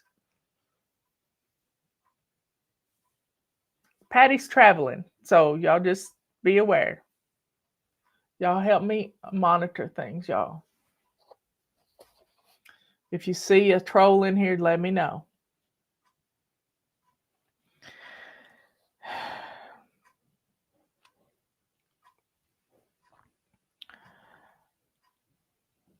So that's how we get freedom from chaos. Chaos is can't have anyone over syndrome.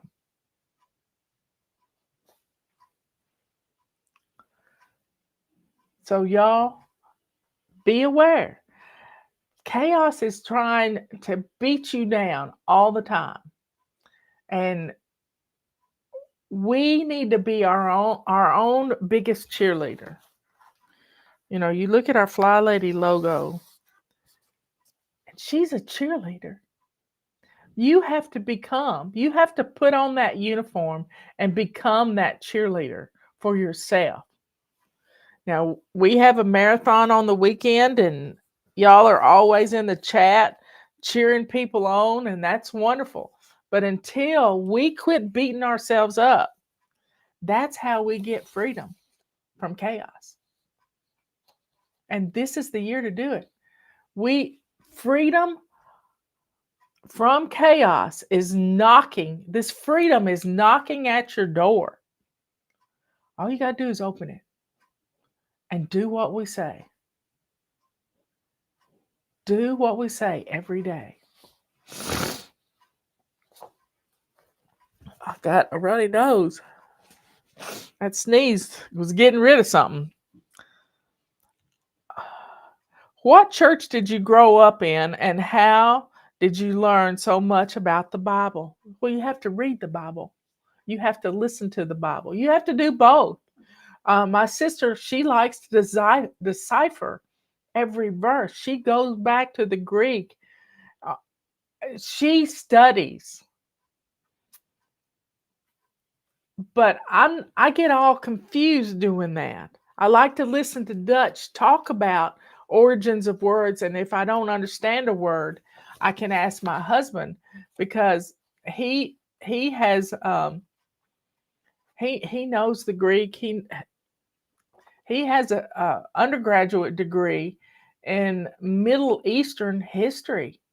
He knows this stuff, and he can give me timelines. And so I'm hearing it, not necessarily digging into reference books. I have the reference books if there's something, and we all have the computer.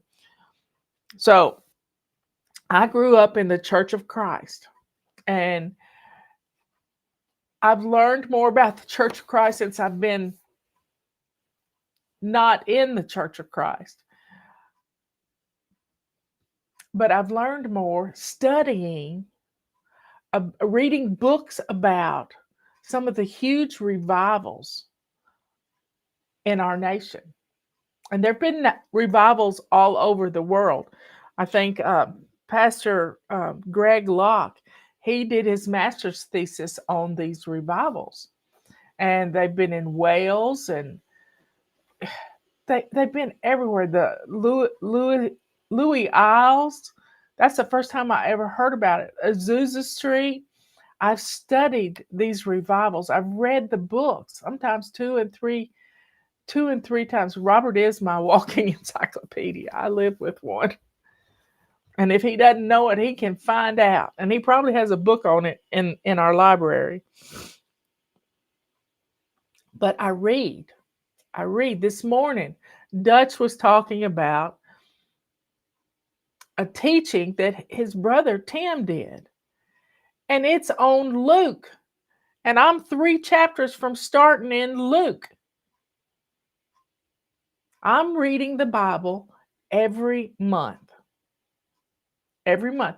I'm not beating myself up because I got a day behind. But I factored in 3 days of grace. We get through on the 29th. factored in some grace time for me. We're reading 39 chapters every day.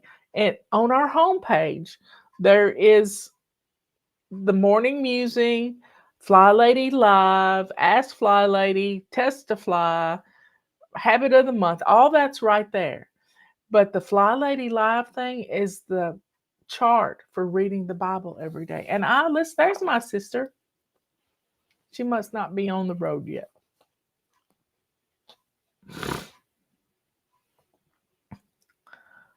Anyway,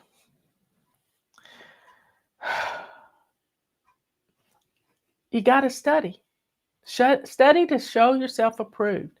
And these, as I'm listening to the Bible, I can tell you, I know what words are coming up because it's becoming instilled into me, into me. And I love being able to know what's coming next. I love listening to the live show so much. I feel like I know you. Is there something you would like to teach us that we haven't asked before? No, I think you pretty much ask every question that needs to be asked. I we get through it in a year's time. You don't have to see the top of the staircase to take the first step. And this is a good lesson to learn. I got this in one of my travels. I think I was in Houston. Here's the deal. You just have to take that first step. That's all you got to do. Just take the first step. This is a quote from Dr. Martin Luther King Jr. His son passed away this past week. He's with his daddy now. Dexter Scott. He was a young man. So y'all, take the first step. Go shine that seat. Don't wait around for somebody to hold your hand.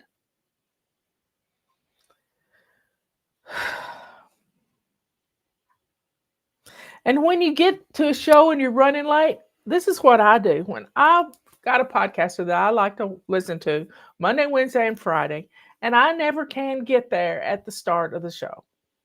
But you know what I do? On YouTube, I can drag it back to the start.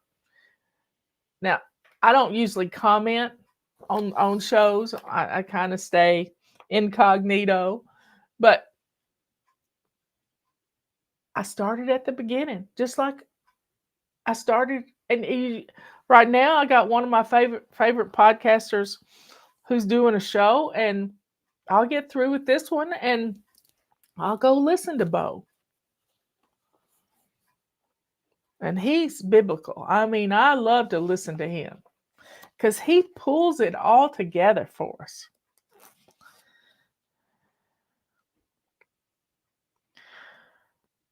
Why is it important to get the emails, and what is amusing? Amusing is an essay I've written. And I know people hate emails, but the quickest way to get in your head is for you to read, even out loud, one of my messages every day. Stay consistent at reading one of my messages every day.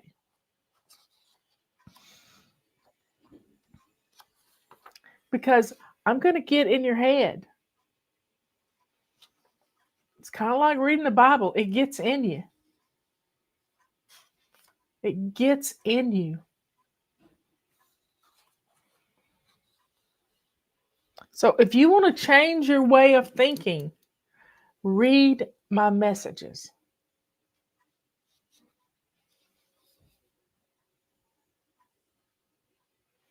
No, people just hate email, period. People complain about email all the time. But guess what? Email eventually gets to you.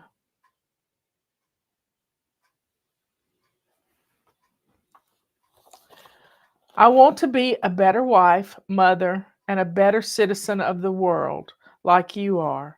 How can I learn this? You got to love yourself first.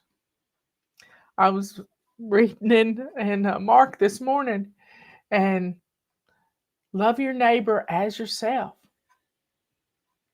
We got to do that. We can't create chaos. We have to pray for the people that have hurt us. We have to love our neighbor as yourself. We're our own worst enemy. And if I can help you to um, realize that we've beaten ourselves up for so long, we don't even recognize when we do it.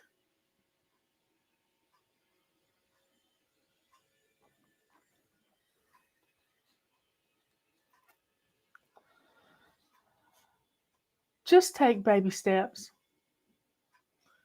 Take baby steps. Read my musings every day. There's one comes out every single day. And if you click on it on the website, but I want it to come to your phone so that when you're sitting waiting for the kids to get out of school or whatever, you can pull it up and read it. And you'll get a notification when it comes into your inbox.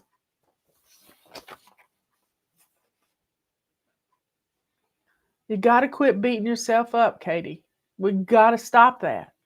We got enough people doing it. We got enough people beating us up that we don't need one more.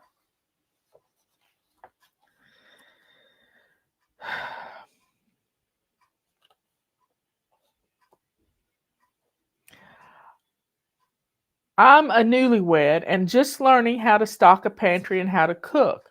My poor sweet husband has been through a lot of bad meals, except for the roast I fixed that was your recipe. Will you be putting out any more cooking videos? My husband said to tell you thank you. There's a bunch of them there, y'all, and it's at the top of the flight plan. Every day, there's a link to the playlist of how to cook things, how to make biscuits. And then find somebody like Patera that cooks country. And just start in. You really don't need a GPS to cook. You don't.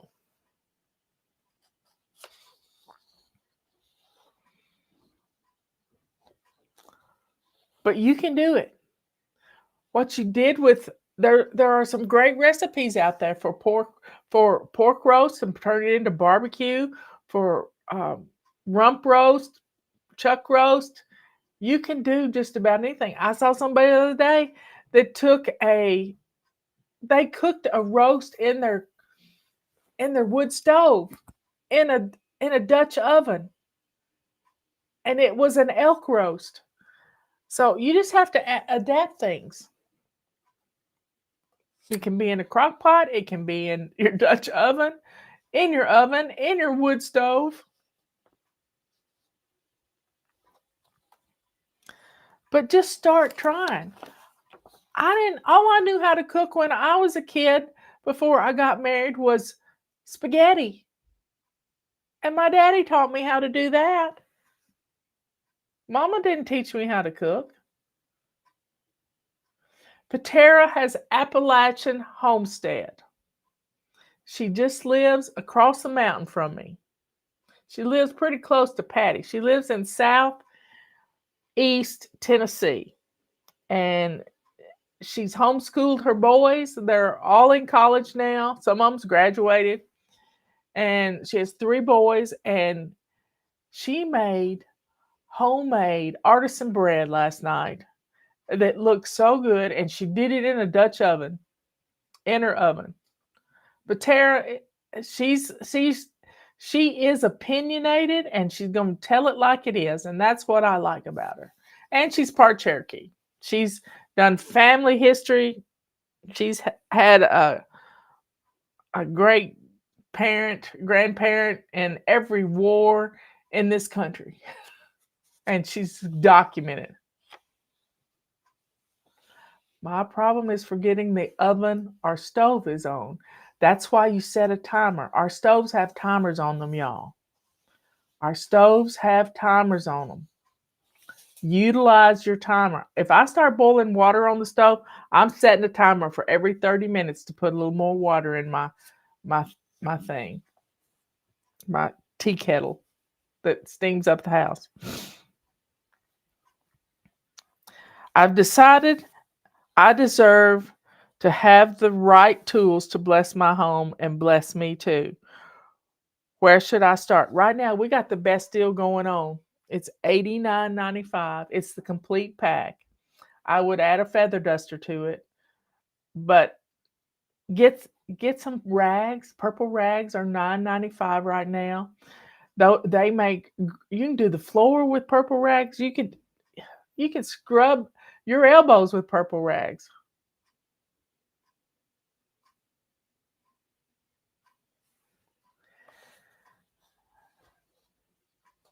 So Pater had a great bread recipe the other day, and I think she's adapted it for Dutch oven. But she always puts her recipes in the description, and she cans things and preserves things, and just does a great job at teaching young people how to cook. And I do it too, but I don't do it live, and I don't edit videos. So I do edit videos, but not often. Not often. So start with the complete pack and add for $110 you can have the whole kit and caboodle.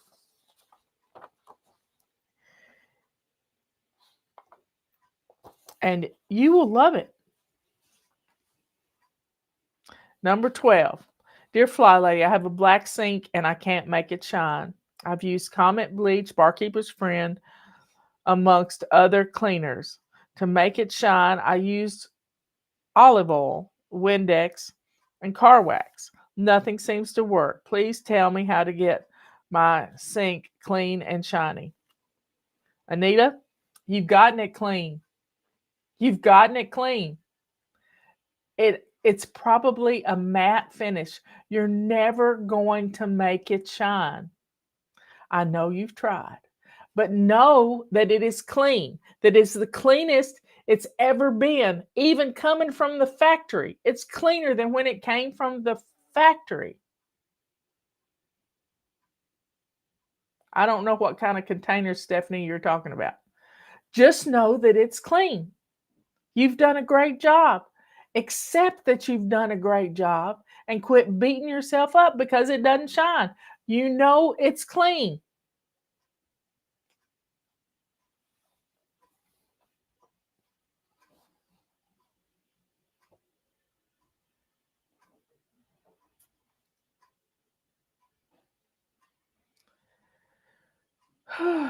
What's her YouTube channel? Patera's YouTube channel is Appalachian Homestead. And she pronounced it Appalachia.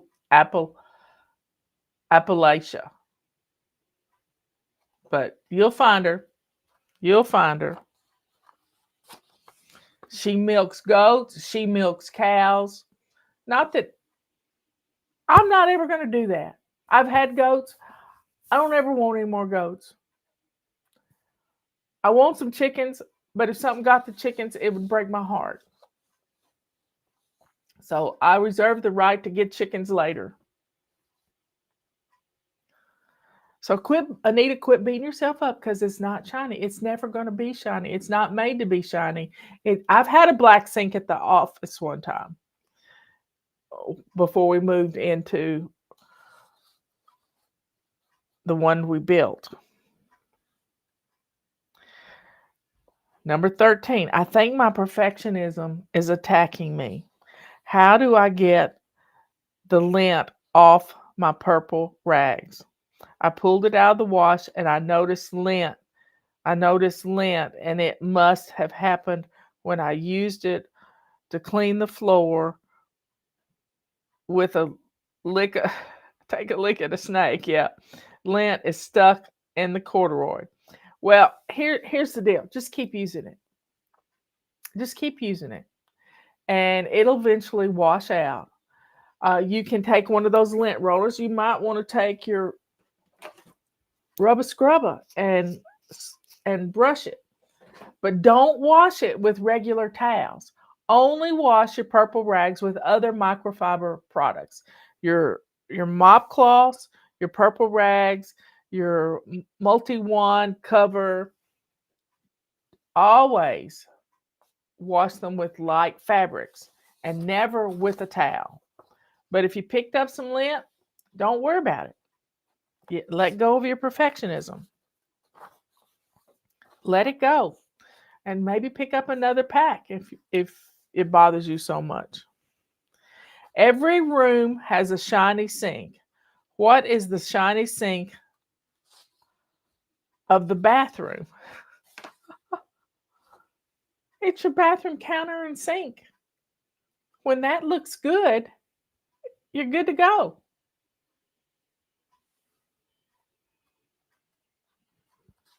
In your bedroom, it's your bed being made.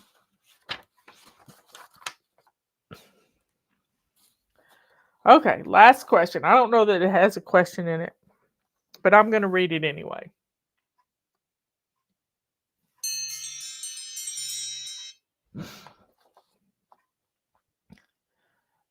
Good day, Fly Folk, and happy question and answer day, Fly Lady. Yesterday, you spoke of freedom this year. In my life, I thought growing up in clutter was a norm everyone struggled with. When I started working a 9 to 5 job, others commented on my lack of organization. I used to laugh it off, but now I truly see how it's hindering me. I haven't seen my bedroom floor in almost 12 years. I'm able to dance and exercise in my bedroom now. Most items I haven't worn in 6 months. I've been bagging and donating. I still have some ways to go. When you spoke of freedom, it reminded me there are so many areas in my life I prayed for freedom, and that was even before I found you. This I take as a confirmation that God has heard and continues to hear my prayers. Please pray for me that I continue to walk toward His freedom and complete purpose for my life. Thank you for always praying for us and showing us tough love and encouraging us. Warm regards, Fly Baby, living in His grace and mercy. That's all any of us want is this freedom. And it comes through loving God. And everything will fall into place. So let's go to the Lord in prayer. Dear Father in heaven, thank you for freedom, those inalienable rights that you gave us. Thank you that we can grasp it and work toward helping others and loving others. Lord, you did an amazing thing when you sent your Son to this earth to die for our sins. You had a plan to make it easy on us. Thank you, Lord. Thank you so much. You made it easy on us. All we got to do is love like you do.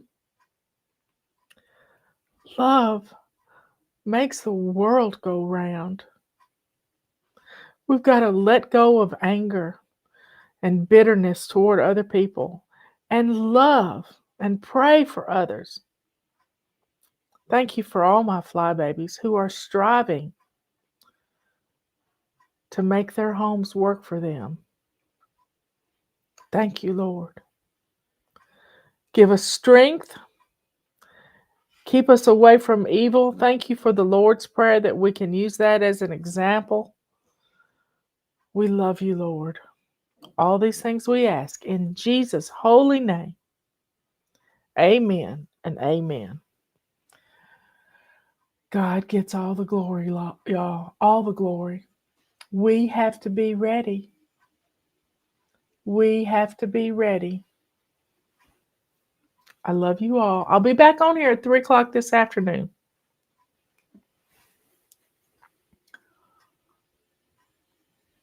Don't climb chairs. Nope. So y'all be good, kind, and sweet. Be good to yourself. Because the Bible teaches that. Love your neighbor as yourself. Be kind to others. And let the joy and the sweetness that is in your heart show the world who you are, a child of the Most High, the only living God in the universe.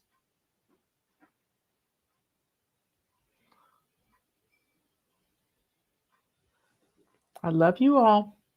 I'll see you later.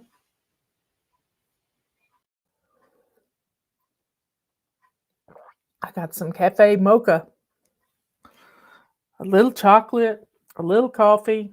It's all good. So come on in here. Come on in. Where are my people? Let's get on in here. This morning, we grabbed a tool and blessed our house with, sometimes all you need is put a tool in your hand and walk around for 3 minutes. There's Trisha and Miss Amber. Come on in. Come on in.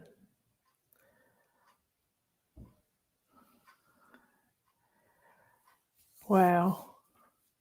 It's a beautiful day. It's cold and we're expecting some bad weather. Sleet, snow, I don't know what all, but it's stacking up. Blueberry tea. Do you have elderberries, Trisha? It's always good to keep some elderberry on hand.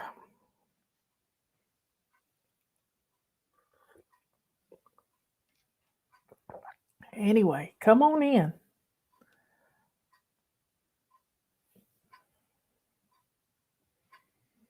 And maybe we'll get a little snow. We'll see. Justin's on his way home. He had to go to Florida to pick up his deer.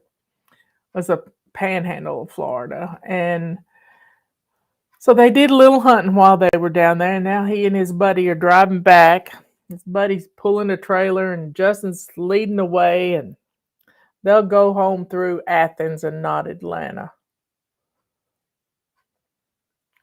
So y'all, I wanted to talk about how we get things done here at FlyLady. And I've done videos, and I'll put together some videos tomorrow for our marathon around between 11 and 11:30. I try to get it done. And our basic weekly plan is every day has a purpose. When we were little kids, many of us sang a song. This is the way we wash our clothes every Monday morning. My grandmother had a day to do laundry. She only had like a couple loads to do every week, and she'd do her laundry. And she had days to do everything. And then that was after she retired. Before she retired, she did laundry on Saturday, and we used to help her. Y'all, we used to help her with a wringer washer, and she had wash tubs and a wringer thing that would go into the rinse water and then would go into the wash water, and we'd help her wash the clothes. Now, she would only let us catch the stuff coming through the wringer. She would never let us put things through the wringer because you could take a finger off. But it was fun to help Granny. And she had a milk barn, and she had a stove out there, and she had a water hose that she'd give us showers in the milk barn. Especially when we've been playing out in the pasture and gotten dirty, or working in the garden or playing. For kids, work is play because we like to dig in the dirt and do all kinds of things. At least Justin did. We did too. We used to play in the creek. And it was always something fun. So weekends are made for fun, family fun. Saturday, don't wait till the last minute to do your laundry. Do a load every day. If you start a load at night, You get up in the morning, put it in the dryer, and by the time you get ready to go to work, it's dry. And don't ever leave home or go to bed with appliances running. That's just a rule we have in our house.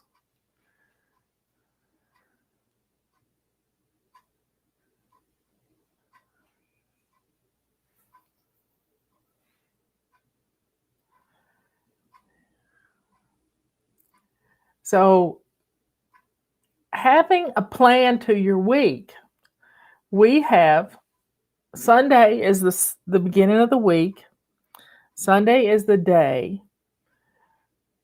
we spend in worship to the Lord. Now, I do it every day. I'm listening to the word, I'm listening to beautiful worship music, I'm praying, I'm staying connected. It's like, your appliances don't work unless you plug them in, and you got to plug yourself into the Lord. And you got to be there. And I'm reading in Deuteronomy 4 right now, and it's talking about how other people don't have the pleasure of being plugged into God. Just go back and read chapter 4 in Deuteronomy. It's what it's saying. We get plugged into God. Other peoples don't have that. Yeah, and those of us who come to the Lord through Jesus Christ, we are part of the Israelites. We are.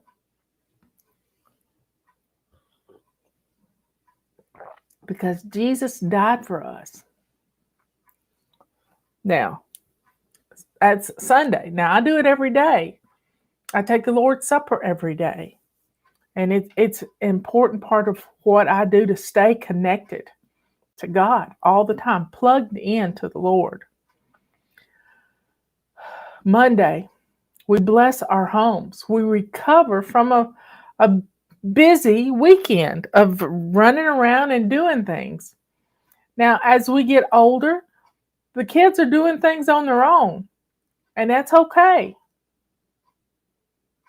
You can go back and listen to it. If you missed Grab a Tool Day this morning, you can go back and listen. I just sent it out in email. Are you signed up for our emails? It's important to be signed up for our emails.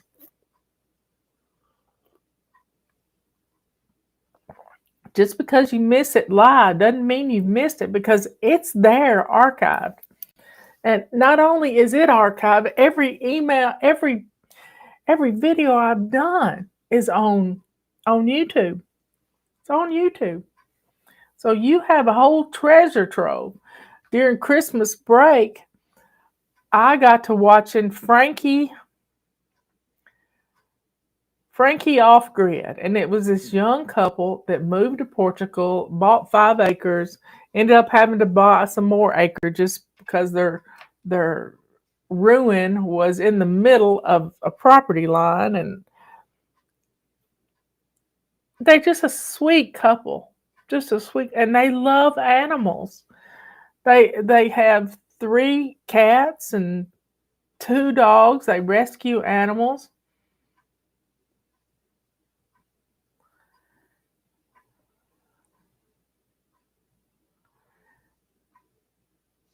And they were just precious. I sort of binged watched them. But I got sidetracked talking about Ian and I forget his wife's name, but they go and help Nick and Andrea occasionally, and Nick and Andrea go and help them, and they're from Wales, and Nick and Andrea are from somewhere in the UK. And evidently, a lot of people from the UK moved to Portugal and become citizens of Portugal. But I'm listening to the Bible and hearing about these olive trees and these vineyards and all of this in the Bible. Just all of these things that were already planted. And Nick and Andrea and Ian and his wife, they have all these trees. Same way with Project Portugal. They have all these fruit trees on 50 something acres. So they're reaping the harvest of what has been done for them. And I think what I'm getting at here is Patty and I have lived this. We have lived 24 years doing what we teach.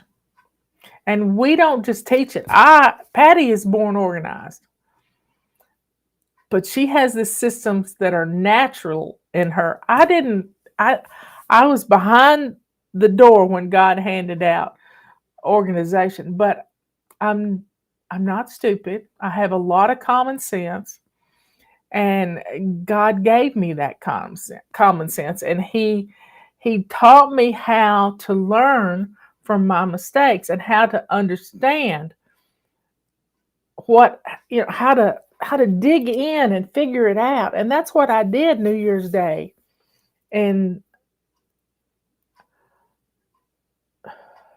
1999.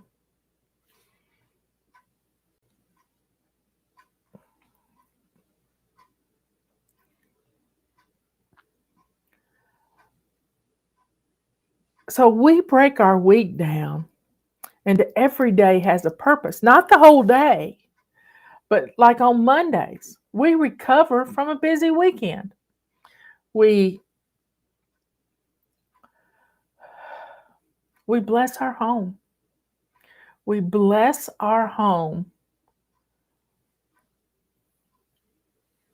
and we get things back to working. When one thing's out of place, it's like if you leave one piece of paper on a credenza behind the couch, it's going to collect a bunch of others. And we have to nip that in the bud. Keep it cleared out. Keep it cleared out. Keep those flat surfaces free and clear. Gives you the freedom that you need to do what God has called you to do.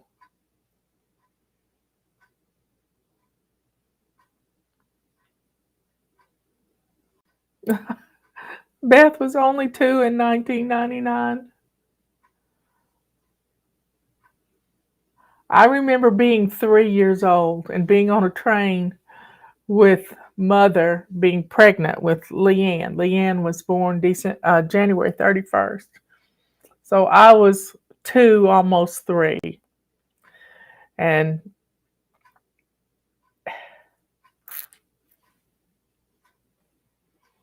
it's not easy to lose a sibling, I'll tell you that.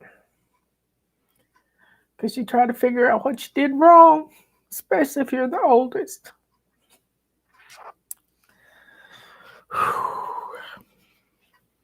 Anyway, Tuesday is our planning day. It's plan and play day. Tuesday, let's get our menus done for the next week, because that's the only real way we can save any money is getting in our kitchen and cooking. And if our kitchen is clean, we don't mind getting in there and cooking. Wednesday is always anti-procrastination day, but after you plan, you got to reward yourself with something. Maybe you pull a pamper mission out of your pamper jar. And if you haven't built you a pamper jar, if you got the sneak peek this week, at the bottom of the pamper missions, there's 5 pages that you can just print out and cut up.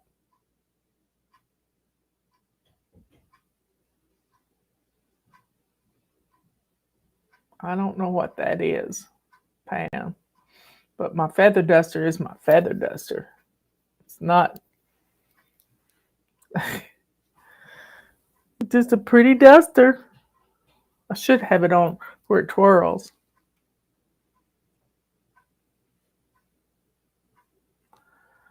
Makes oolong sweet tea. That's amazing.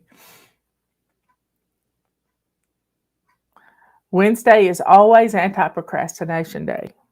When if you just look around your house, I did a video the other day, just look around, Every pile you see is procrastination at work. Everywhere. Everywhere you look around your house, if you see a pile, that's procrastination. So we on Wednesday, we tackle those piles of paper. We tackle the things that we need to do to make our house look great. Now, those piles of procrastination around your house, they'll get so tall that they'll slide off and it'll be an avalanche of procrastination. I think I need to find that essay. An avalanche. And it'll take over. But if you police them, policing those hot spots, you'll be surprised at how good your house will look. Even if it's dusty and you could ride in the dust, if your hot spots are policed and looking good, it's going to be great. It's going to be great. Your house will look great. Thursday is to run some errands during the week. Maybe you go to the grocery store on Thursday. But if you can't go to the grocery store on Thursday, try to get other errands done so that you don't have to do them all on the weekend so you can spend time with your family. Now, we've got bad weather coming. Do you have some board games picked out if you're going to get some bad weather in your area? Plan for these bad weather events when you're stuck in the house and you can't get outside. If it's rainy and nasty, you can't get outside. But if it's snowing, that's a fun time to get outside. But do you know where all your mittens are and all your scarves and things? It's time to get them out. Kathy's gone through a pile of papers, and nothing feels any better than going through a pile of papers.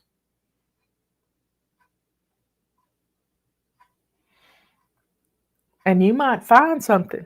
You might find a gift card or $10 from somebody.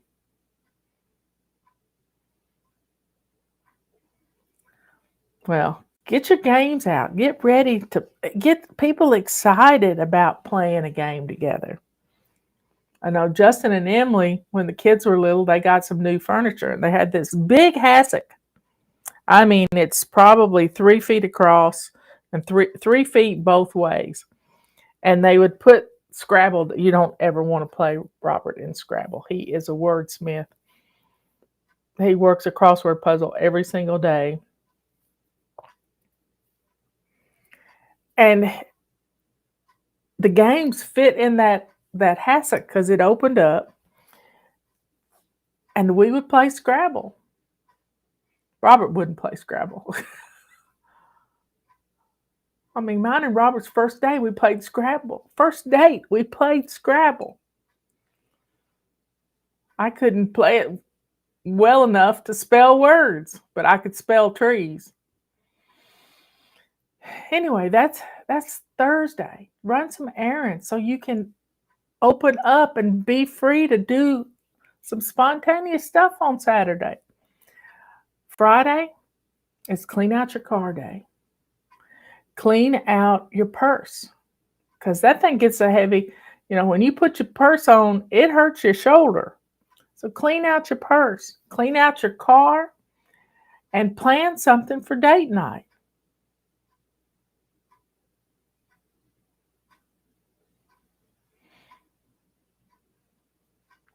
So y'all, get ready. The weekend's on us. And Saturday, plan something fun to do.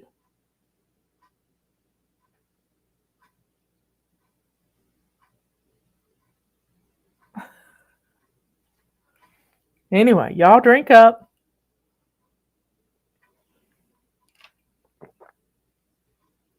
And the rest of how FlyLady works is we break our home into zones. Zone 1 is your entrance. your front porch, and your dining room. It's time to get those decorations off. Uh, Zone 2 is your kitchen. If your kitchen is clean, we're starting with our shiny sink. So get your kitchen clean. And do some detailed cleaning in your kitchen. I noticed when I was watching Nick and Andrea a while ago, I forget the name of their podcast. It might be Project Portugal. But Nick can do anything, and Andrea can cook anything. And she was taking limes off of her lime tree and making lime pickles. Making lime pickles. Sage, I thought of something a while ago for you and your head injury. Get some coconut oil in your diet. Take a tablespoon of coconut oil every night before you go to bed, or every morning before you go to bed, and just keep some coconut oil in your diet. They weren't really lime pickles, but she was going to ferment them. So she put some salt in it and it was kind of like kimchi that she was doing. Salt, 4 tablespoons of salt, 3 tablespoons of turmeric? Anyway, and some apple cider vinegar, and she put it in a glass jar, covered it with a tea towel, and put it in a dark corner. And every 2 days, she's going to stir it.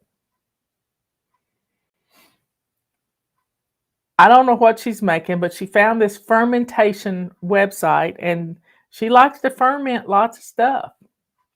And Nick can do anything. They're kind of like Uncle Nick and Aunt Andrea to these young kids. That's what they call them when they don't know what to do. Nick comes over and Andrea comes over, and they teach them how to do things. So having somebody that's a mentor to you in some way, these are just young kids. And Nick's been around for a while. He's been around for a while, and he can render walls and build walls and all kinds of stuff. And he teaches these kids, he teaches a lot of people how to do things. And they're just a wealth of information. If you know how to do something, teach somebody else. This is so good for us to be able to teach other people. But your house has to be in order. When your house isn't in order, you won't do that. So over the years, I've seen Andrea and Nick, they buy things. I don't know if it's on Marketplace, but they find things that are they trade for things. They traded for a pool table a couple of years ago, and he built a pool table. Their house was an old ruin, and they rebuilt it. So having projects is always fun. Many years ago, I came up with a bunch of projects. You kind of sit down at the first of the year and you just write things down that you want. Let's see. I wrote down what kind of stickers we wanted. A 15-minute book, an essay book, a coloring book, a calendar, a testimonial book. Well, I've got all those. Control journals. I wrote all these things down, and we've done them. A cookbook, children's book. We may not have done the children's book, but one of our FlyBabies did, and her mother did it, and it's in our last chance items because we don't have many of them left. But we did it all. We've done documentary type things. We've done vignettes. We've done audio CD, DVDs. We've done everything that's in here.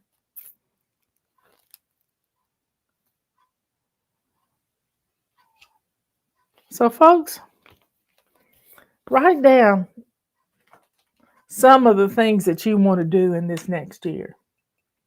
Pick a word, any word. I've had surrender. I haven't picked my word yet for this year. But I'm staying close to the Lord, and I'm sure He will plop one in my brain.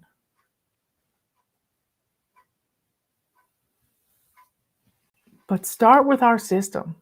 We break our house down into these zones. Zone 3 is your main bathroom and some other room. Zone 4 is your master bedroom. Zone 5 is your living room.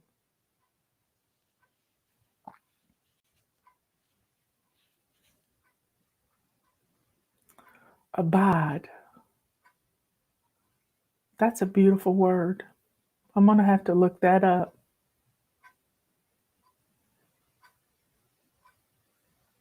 We've had FlyLady notepads, and they were the size of a dollar bill, so they would fit in your wallet. And I loved it.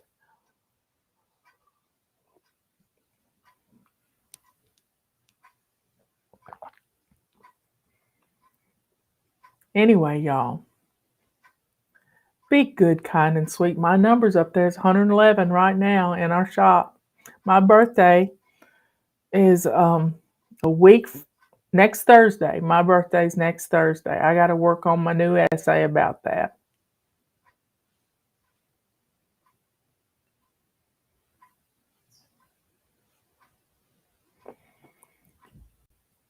Coconut oil is just good for our brain. I'm telling you, it's good for the brain.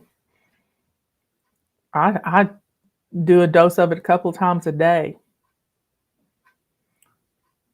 Patricia, that's a wise thing. Her favorite word is today. Take care of what you got to take care of today. I've had hope.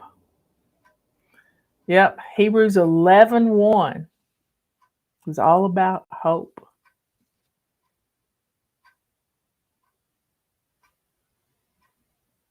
So stay in the Word this year. Stay in the Word. I love you all. Be good, kind, and sweet. Be good to yourself. By staying in the present. But when we take care of some things to keep us in the present, we're going to be happier. Open. Pam says her words open, as in open the door. Open. Open your heart. Peter, you got moved yet? Peter's getting ready to move. God bless him. Be good to yourself. Be kind to others. And let that joy and sweetness that is in your heart show the world who you are. A child of the Most High, the only living God in the universe. Y'all, it's going to be a great weekend. Peter, did you get some snow?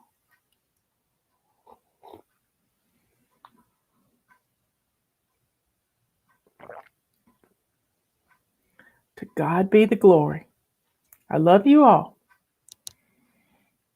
I will catch you tomorrow in the chat on the marathon.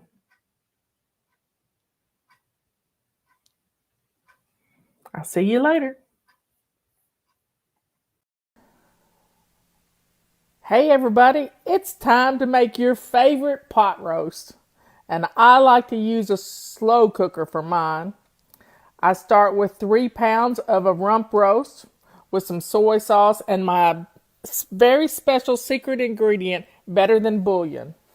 I use 1 cup of flour, a teaspoon of pepper, a teaspoon of garlic powder, and a dash, maybe a quarter teaspoon of cayenne pepper. I like a little hot to my stuff. Adds a little flavor. Put some olive oil or any kind of oil you like in a skillet. You need plenty of oil, so don't be afraid to use it. and you take your pot roast and you put it in that bag of flour and seal it up with a little air in it so you got a ball to toss around. And don't get too rigorous with this because you can bust a bag, but pat the flour onto the roast and put it in your medium-high skillet. Now we're going to brown every side of the roast. It doesn't have to be super brown, but it just needs to be brown to kind of sear in the juices. And also to make the gravy for your pot roast, because a pot roast is only as good as the gravy you make to put on it. That's the truth. Put your pot roast in the crock pot, and now we're going to start to make the gravy. Now, add some more oil if you need to, and we're going to take the flour that was in the bag, because that should be enough. You put a cup, and put that into the oil. Make sure you got some water handy, because we're going to use about 4 cups of it, and we're going to stir this flour around in the skillet to get it brown more. You might have to add a little more oil, but that's okay. Just keep stirring, and it'll get sizzly, and it'll start to change colors a little bit. Now, add a dollop of this Better Than bouillon and get it melted in there, stirring it around on medium-low heat.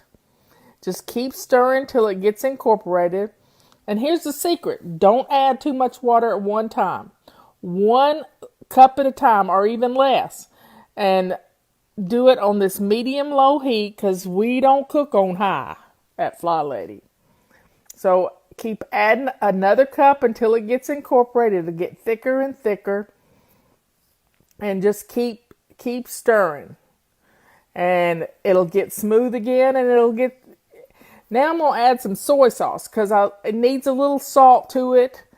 And it doesn't matter if you use plain flour or self-rising flour, but it's going to need a little salt, and the soy sauce adds that to it. So get it all smooth, and then we're going to add that to our slow cooker. Now, it can be thick, it can be thin. It doesn't matter, because it's going to cook. The pot roast is going to cook in this liquid, and it is going to make your pot roast taste amazing. Now, you might want a taste of it. Just a little taste of it right now, just to make sure you like the flavor, because it might need a little more salt. Trust your taste buds. Now, wash a few potatoes. I like to keep the potato skins on, because they stay together in the pot. If you take the potato skins, if you peel them, it makes for mushy stuff, and I don't like mushy. Now, and I forgot to slice up the onions to put in the gravy. I usually do it while it's in the skillet, so I'm just going to add it right here to the slow cooker. Just you can't make a mistake. That's just all it is. It's imperfect cooking at its best. So just add the onions. Onions give it great flavor. And it doesn't take long to add them. I just like to slice them right off in little slivers and throw them in there, and then stir it all around. Just don't be afraid to make a mistake. Half of cooking is, messing up, and that's okay. We just keep sampling it a little bit and get it the way we like it. Sometimes I holler at Robert to come in the kitchen and, I need your taste buds, honey, and he comes in and tells me what I need to do. Or he'll add something to it. We play a little game like that. So it's always fun to be in the kitchen. We have a kitchen that is more than a one-butt kitchen. And we can both be in there at the same time. This pot roast is going to make your house smell wonderful. It's just going to be amazing. And getting dinner in the crock pot ready to go frees you up this afternoon to kind of, if you want to take a nap, whatever you want to do. So stir those onions into the gravy. Add those potatoes to it. And your crock pot's going to be good and full. I have a 7-quart crock pot. Scrub your carrots. I don't even like to peel the carrots because they have a really thin skin on them. But scrub them with a little scouring pad. Cut the ends off. And start poking those into the gravy. And before you know it, in 4 hours on high and 8 hours on low, you're going to have a pot roast. And be sure and look up my biscuit recipe and make some biscuits to go along with this, because you're going to want to put some gravy over those biscuits. You're going to like this recipe. Yum. I am lickety split right on time. Get on in here. Get on in here. We are rocking and rolling today. We got some great questions. I've got 4 or 5 pages of questions. So get on in here. Let me get the chat up so I can see where you're all from. So let's get started. Come on in. Come on in. I might play a song to start with. There's Lori. What song should we play? Here we go. This is a good one. This is a good one. And I don't have any music on. Let me stop. Stop. Turn this on.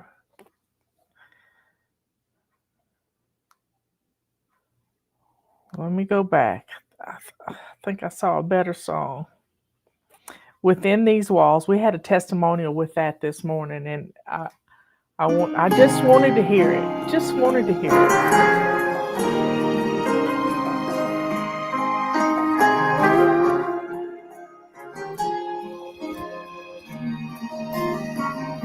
Within these walls, home is just a word, a fairy tale I heard that always kept me searching. Within these walls, home is now the place of refuge and escape. Serenity surrounds me. A miracle is happening to me. I'm finally learning what a home can be. Within these walls, I have learned to fly, to take charge of my life, and find the peace inside me. Within these walls, we love and work and play, finding joy along the way. And now I want to stay within these walls.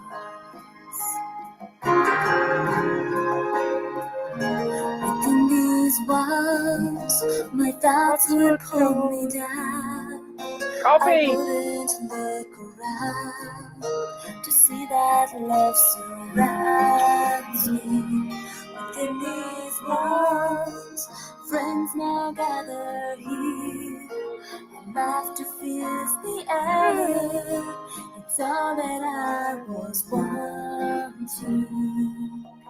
I've tried before to do it on my own. Now I found a way to make a home. Within these walls, I have learned to fly, to take charge of my life, and find the peace inside me. Within these walls, we love and work and play. Kathy, drink a glass of water and then start rebuking. Now I want to stay within these walls.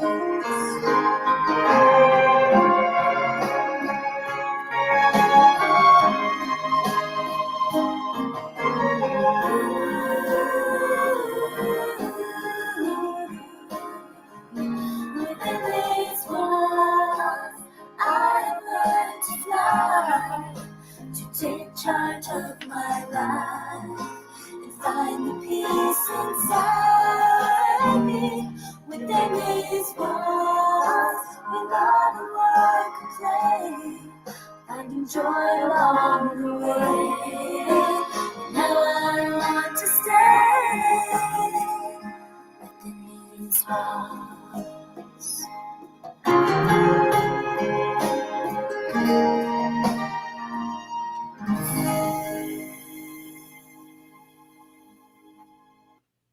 Okay, y'all. I got tickled yesterday. I was crying a lot yesterday because one of my podcasters I follow, two of them, um, Eddie Family Farm, they had their livestock guardian dog that is the mother to 10 puppies. Um,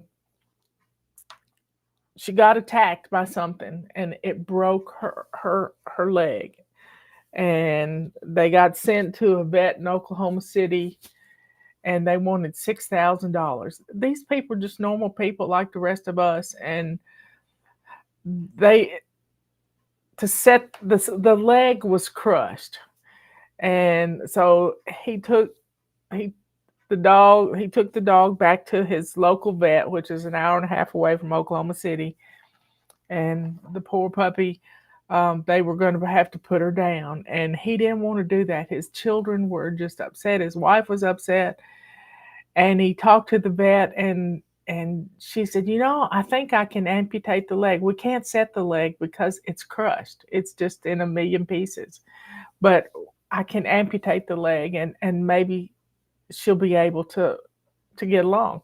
Robert's had a dog that had one leg off. We had a dog with cancer and Chief, and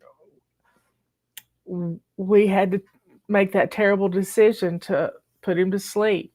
So please be with the Eddie family. They're going to get the dog today. She had the surgery. She survived the surgery. A lot of blood loss, but she survived the surgery. And Nino, my little boxer, he's got to put his dog that's 10 years old, Axel, he's got to put him to sleep today. And he's heartbroken, just heartbroken. So anytime you lose a critter, it's rough. We've lost a lot of them over the years. And you know what? God sends us another one. When we lost Chief, Tulip came in just a few weeks. It was like in February.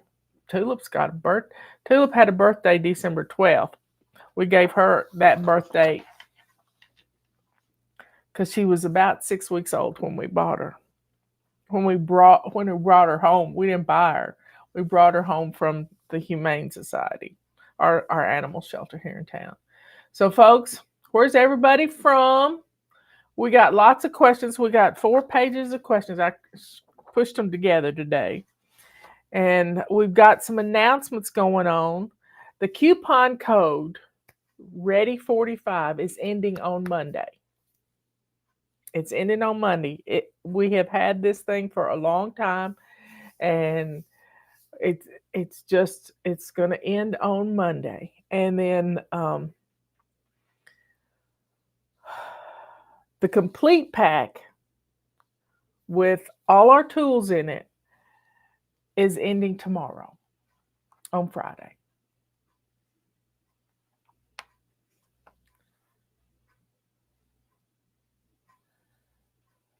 So let's go to the Lord in prayer. Let's do it right now. Please be with Sheila, Lord, as she recovers from breast cancer surgery. It's not fun. It's not fun, but we can do it 15 minutes at a time. We can pace ourselves and just let our bodies heal, and we know the love of God is over us, and Jesus does heal all the time. So, Lord, please be with my fly babies that are suffering. Thank you for the Miss Judy. She got some transfusions. They're trying to figure out where she's bleeding from. Her hemoglobin was really low, so she's got some bleeding ulcer or something going on. But thank you. She's feeling better than she has in a long, long time. So you get all the glory, Lord. You get all the glory. Be with my podcasting family who are mourning the loss of a lifelong friend. And Nino has such a kind heart for critters. Be with him, Lord. And the Eddie family, be with all those babies as they learn how to help Dixie to just get stronger and protect her little neck of the woods. Thank you, Lord, for the dogs in our lives.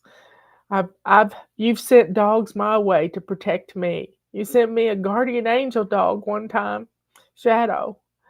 She was such a good dog. So, Lord, thank you for all the dogs that you send our way to be part of our family so that we can share our love and their love, so we can mutually love each other. Thank you, Lord, for these critters that mean so much to our lives. All these things we ask in Jesus' holy name. Amen and amen. Last night I was listening to Patera, and she has declared February is a restocking, a reorganization month for her pantry, and she's implementing the 5-can rule already.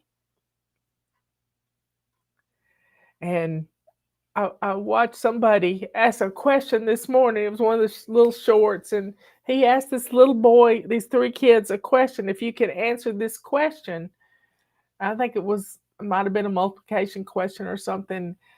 You can pick out anything in the store you want. And this little boy answered the question correctly, and he and his siblings got to pick out things. And he got a bag of rice and some beans. And the man said, why did you pick rice and beans? Why didn't you just pick a snack? And he said, we want to have a good dinner tonight. So the man pulled $60 out of his pocket. He said, give this to your mommy. Give this to your mama. And he said, I will. So folks, let's stock our pantries. Let's buy a dried item like rice or beans, and let's get 5 cans of something. Check your inventory on canned tomatoes and canned beans and corn. And I know FlyLady Rebecca, she makes this wonderful soup just out of hamburger meat and cans of different vegetables, corn and beans and mixed vegetables. And she just makes this wonderful soup. It's yummy, yummy, yummy. So start getting, every time you go to the grocery, buy 5 cans. Go to and inspect the cans. Make sure they don't have any dents or anything. It's going to really help you. It's going to help you. Now, we're getting low on our calendars, and if you want to save money, you got to start menu planning, y'all. You got to start menu planning, and these will help.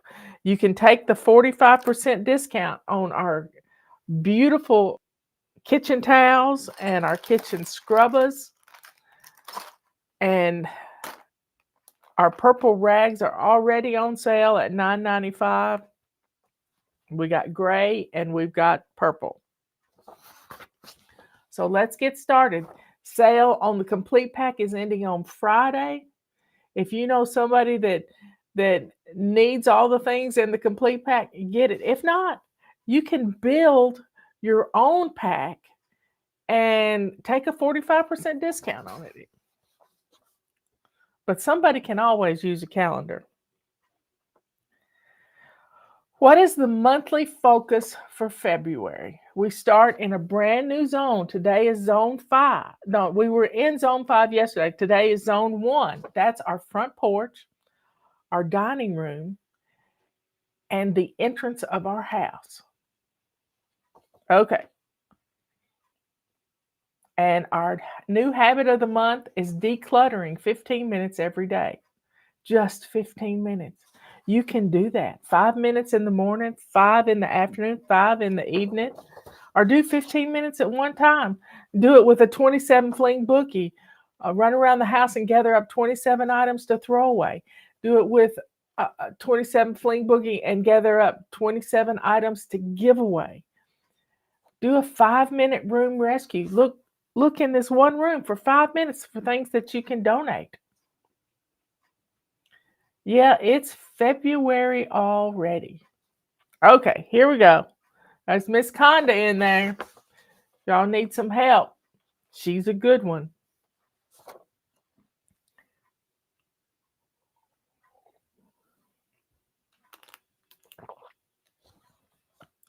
Okay, please pray for Russia. They're blocking our messages. They're blocking everybody's messages. I don't think messages can come in or out of Russia. I don't know what terrible thing has happened, but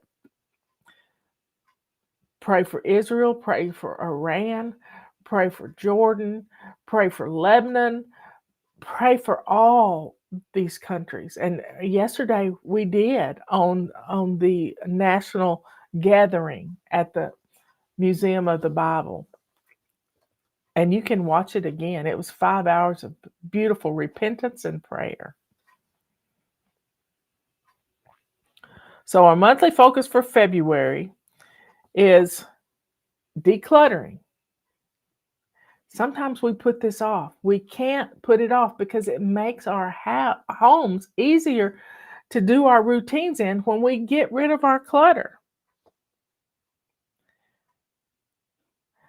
Do you continue to do the January while we add the February? Yes, keep your sink clean and shiny. That's part of your before bed routine. Or anytime my granny got through in the kitchen, she wiped out her sink and put the dish towel in the dirty clothes.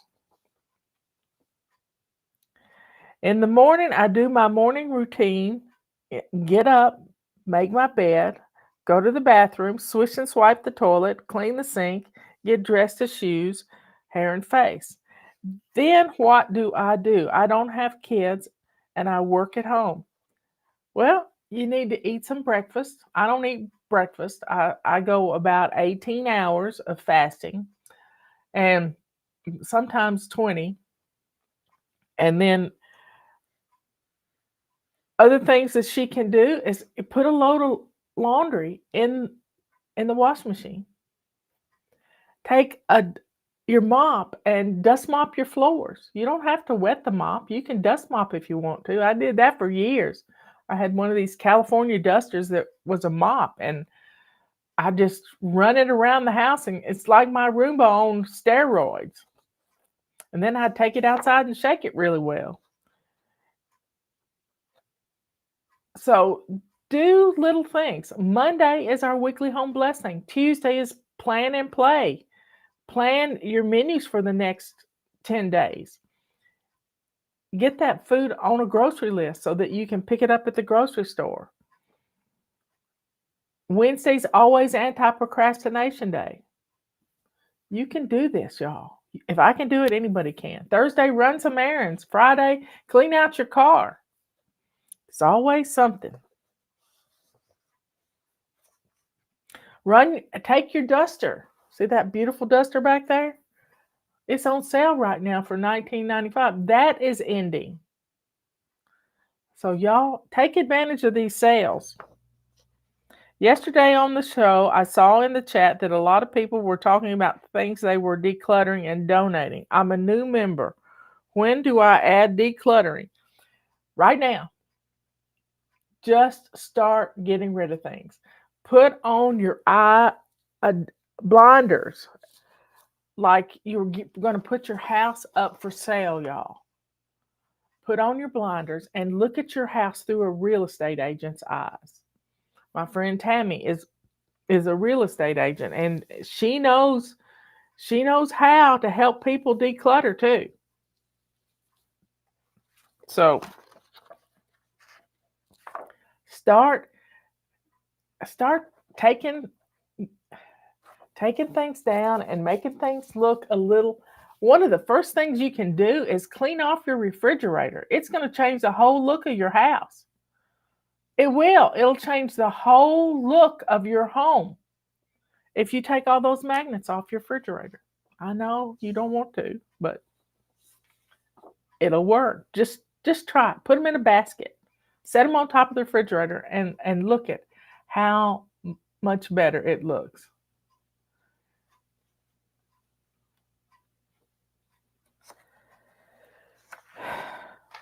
So take the pantry challenge, and not just your pantry, but your medicine cabinet. Let's get these things stocked up in the next month.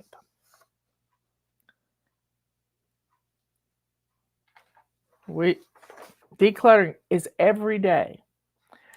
When I get one room decluttered and have done a couple of months of detailed cleaning in there, that room, is it okay to start decorating in there, or should I just take that time and add it to the decluttering zones and cleaning in the areas that I haven't yet finished? I would work your way through all the zones, get the main areas of your home looking good, and you can start adding things. You can go down in your basement, look on a shelf, and find something that you want to decorate with. You can decorate from your own stash. But I would declutter as much as possible, and then you're going to have a clean slate to decorate with. If there were only two of us in the house, if there are only two of us in the house now, is it okay if I save electricity and only do a load of clothes every other day? Yeah, if that works for you. But you got to remember, start to finish. Start to finish. A lot of people like to put their dirty clothes in the wash machine after they've had their evening. I like to take a bath in the evening. After they've had their evening baths, and then you put it in the wash machine. Then when you get up in the morning, you put it in the dryer, and then you fold and put it away. So that laundry takes 2 days to get done. So that's every other day, and you're still doing something with laundry. So you're establishing a habit. Yeah. Will I still learn the routine that way? Yeah, you will, and it's a good routine. When I do menu planning, should I write everything down with the menus and put them with the ingredients in my control journal, then just add the title of the dish on my FlyLady calendar? Yeah, I would. I don't have any post-it notes here. Where'd they go? Anyway, take a little post-it note, cut the paper off, and just leave the sticky part, and you can put spaghetti. You know how to cook spaghetti. Taco Tuesday. You know how to do that. It's Thursday, so you're going to run some errands to the grocery store, pick up the things you need to make these things, and check. When you've got a stocked pantry, you have got an amazing tool to feed your family.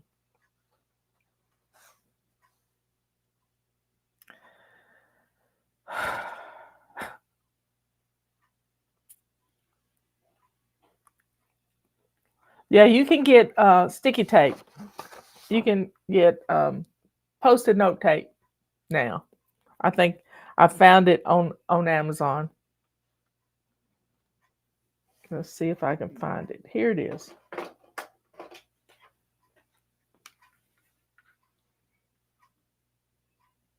How cool is that?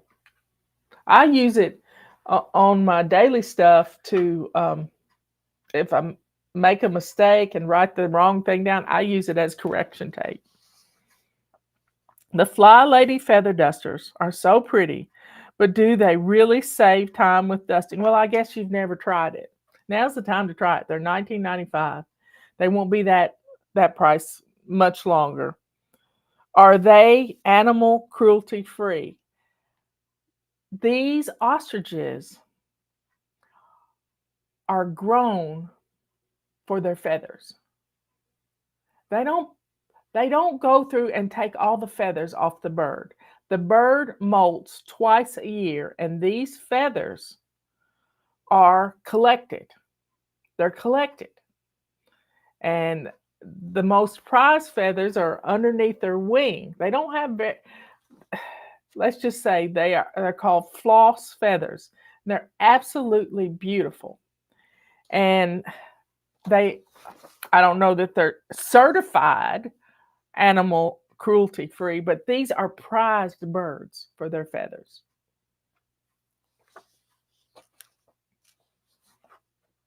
How do I make a flat black sink shine? Is that important, or is it just knowing that it's clean and pretty good enough? I am so proud of you. You know that you've cleaned it. And you know if you dropped a whole pot of cooked spaghetti in your sink, that it is clean enough to scoop up. That's knowing your sink is clean. If it you can't get it to shine because it's not made to shine. It's made to be matte black. So I am proud of you for not allowing your perfectionism to get in the way. Because we had a flat black sink at the fly shop many years ago.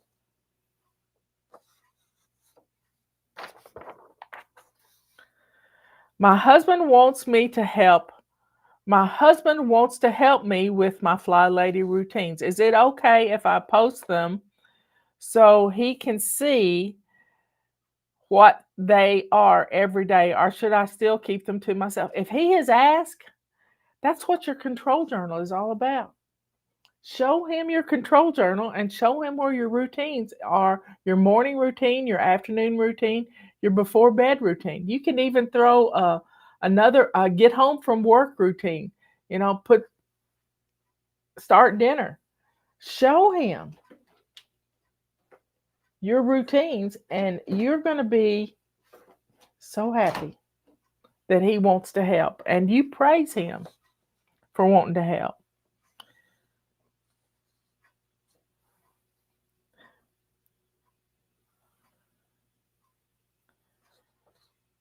Well, she says, I don't want to feel criticized if he sees I didn't get to everything on the list. Well,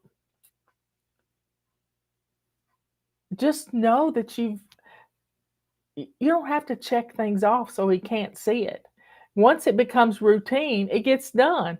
And he said, oh, you can say, yeah, honey, I've done that. I just didn't check it off. And that's probably the truth. Not everything has to be written down in stone and checked off. Would you tell us the story about how you and Robert met someday soon? I've heard it before, but it's been a long time ago and I'd love to hear it again. Thank you ahead of time. Well, Robert and I met at a coffee shop. It's right across the street from the courthouse.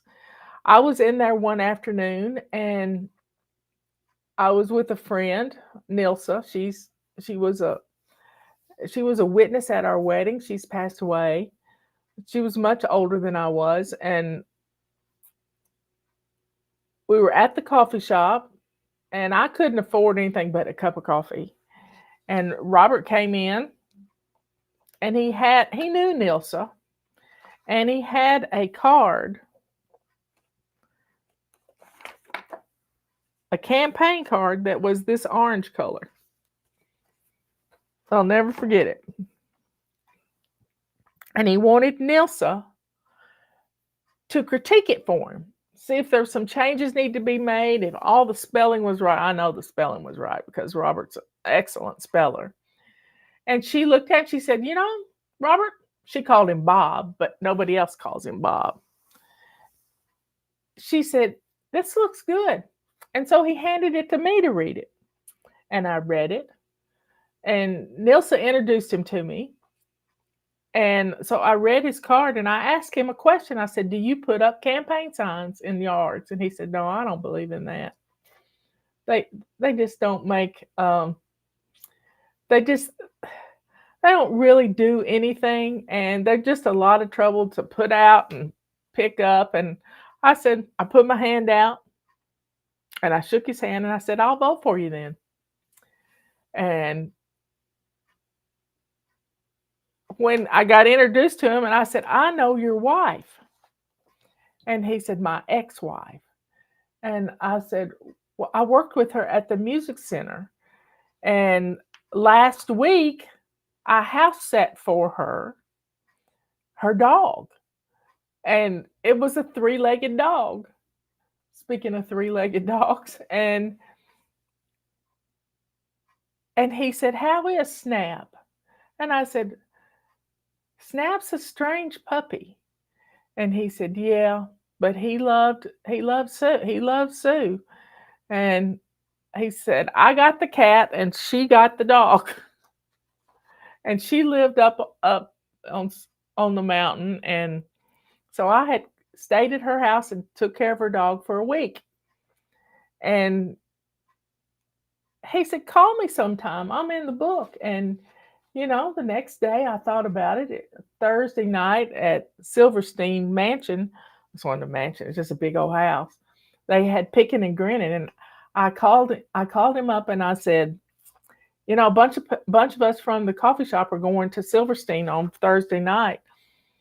Would you like to meet us there? And he said, "Oh, I can't. I've been playing chess with the same man for over 20 years, and I don't miss my chess night. I probably only missed 5 times in the last 20 years because of snow or something. I couldn't get up the mountain." And he said he just flipped things around. He said, "What about Friday night? I can meet you downtown and we can go get some dinner." And I said, "Well, that sounds good." So we had our first date, and that um, it was fun. We had lentil soup that tasted like mud, and so we put enough hot sauce in it to make our eyes water. Spinach lentil soup, and it was horrible, horrible. I don't think I've ever eaten any lentils since then. And there it started. There it started. Anyway, we've been together 27 years, and 6 weeks after we met, 6 weeks after we met, August, we were engaged and we were married by Thanksgiving. And we've never looked back. Never looked back. Do you think there do you think there will ever be a FlyLady devotional book? I sure would love one, but I don't want to put any pressure on you. I know that's from my sister. That's from my sister. Yeah, I think we might be able to come up with a devotional book. Things have to settle down with what's going on in the world because we're spending a lot of time praying and reading the Bible. But I'm learning more and more every day. I finished up Revelations yesterday, and I'm starting back in Genesis today. And I know. I see what Patty's saying. Uh, but it's a good idea to have a devotional book. And I'll spend 15 minutes a day, I guess, to do it. The main thing is you got to stay in the Word. You've got to stay in the Word. And the more you're in the Word, the more that you're going to learn. I was watching Pastor Greg last night. I got a big old helicopter coming over.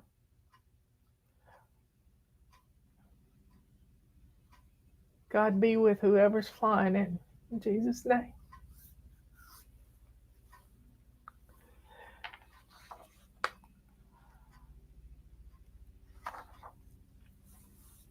But he was trying to finish up the New Testament last night.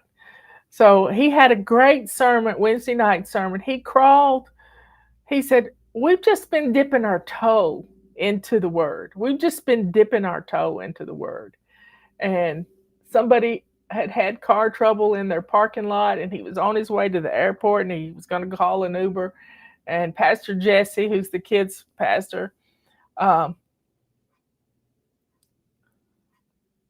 he said, "No, man, I'll just take you to the airport. Airport's just a few miles away. I'll take you to the airport. You can leave your car here." And before he got this man to the airport, he had laid out the gospel to him, and the man accepted Jesus. Now that's putting your whole body into it. I'm telling you. So Pastor Greg preached his sermon on Wednesday night, and it was from Ezekiel, and it's about being lukewarm and all kinds of things, and just barely getting wet. And he climbed into the baptistry, and he went up to his knees, and then he sat down, and so it went up to here, and then he just went up to here in the baptistry. He didn't go under, but he said, we got to be willing to go in all the way. Go in all the way. And not just dip our toe in. And it was beautiful. And all the kids had not gone to the other tent for their service. They stayed in the big tent. And a bunch of them were baptized last night. It was just amazing. I cried my eyes out. And then Pastor Greg had to run home, change clothes, come back, and at 9 o'clock he started reading the Bible. At 1 o'clock he was still reading, and he was going to finish it up. I hadn't checked, but I finished up yesterday. In fact, I read Revelations twice. Sometimes you just need to read Revelations. Just a wake-up call. So I'll commit to working on a devotional. It'll be good because it'll be inspired.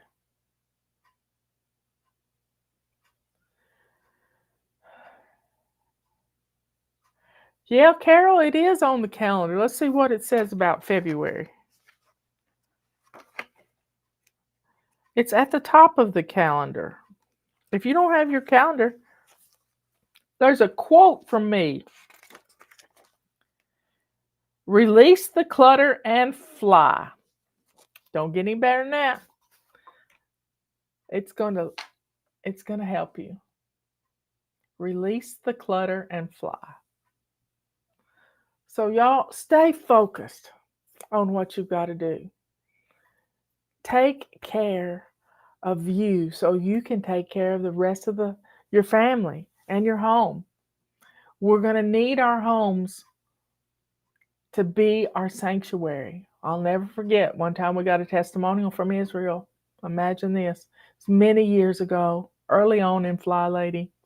We got this testimonial, and she said, we used to have, car bombings, and they've just, October 7th, they've gone through some horrible things.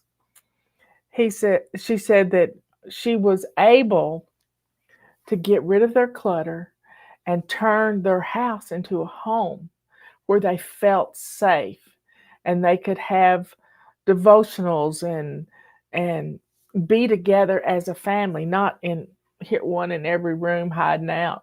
They were together because they felt calm in their home. We need homes that bless us. And if we bless our homes, they're going to bless us back.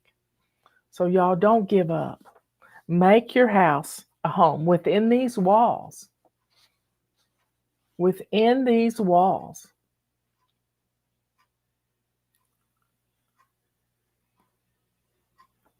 So that's 11 questions for today, y'all. God gets all the glory. I started early and here we are. In fact, I'm going to take that last question and put it in my chicken.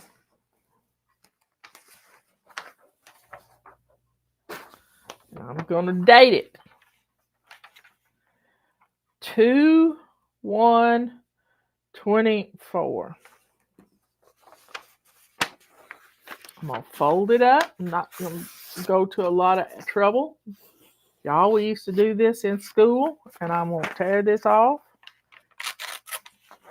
It's not perfect, but guess what? It's a commitment. I'm making a commitment today.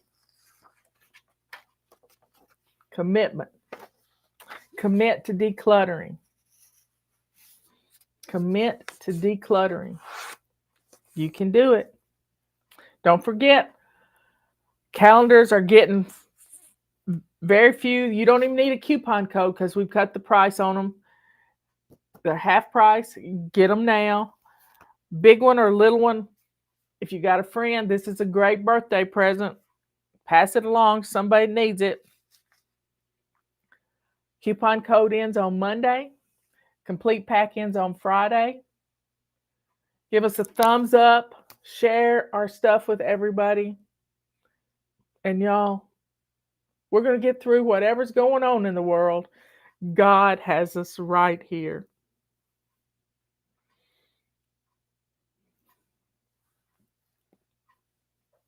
I love you all. Commit to building your pantry 5 cans at a time.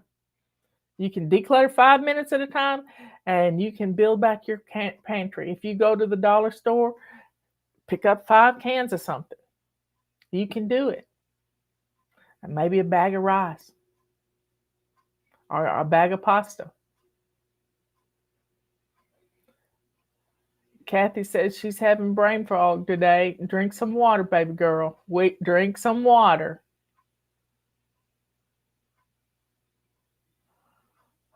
Susan, that's a good idea within these walls. Yep. I love you all. Be good, kind, and sweet. Be good to yourself. Because if you don't take care of you, who will? Be kind to others by blessing people with your abundance. And let the joy and sweetness that is in your heart that comes from the good Lord show the world who you are. A child of the Most High, the only living God in the universe. You can do it. Start in Genesis. In the live section on our website, you'll see FlyLady Live. There's your reading schedule. It's 39 chapters. 39 chapters a day, and that throws us into a few grace chapters, grace days. If you miss a day, you don't beat yourself up, you just jump back in.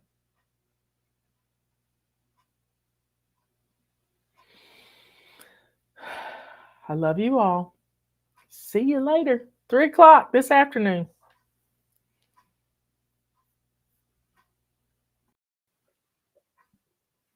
Come on in, folks.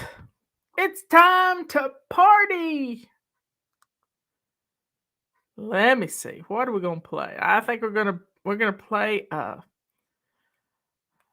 one of Jessica's cheers for women and men. I'm flying and so proud, soaring high above the crowd. I will smile and shout out loud, go me, go me, go me. I will bless my house today, having fun along the way. I can't wait to start my day. Go me, go me, go me. I can do it, there's nothing to it. I'm flying through it. Go me, go me. With a smile upon my face, I will quicken the pace, knowing I can win this race. Go me, go me, go me. 15 minutes is all I've got, but I'm not gonna stop until I beat the clock. Go me, go me, go me. I can do it, there's nothing to it. I'm flying through it. Go me, go me. I'm flying and so proud, soaring high above the crowd. I will smile and shout out loud, go me, go me, go me.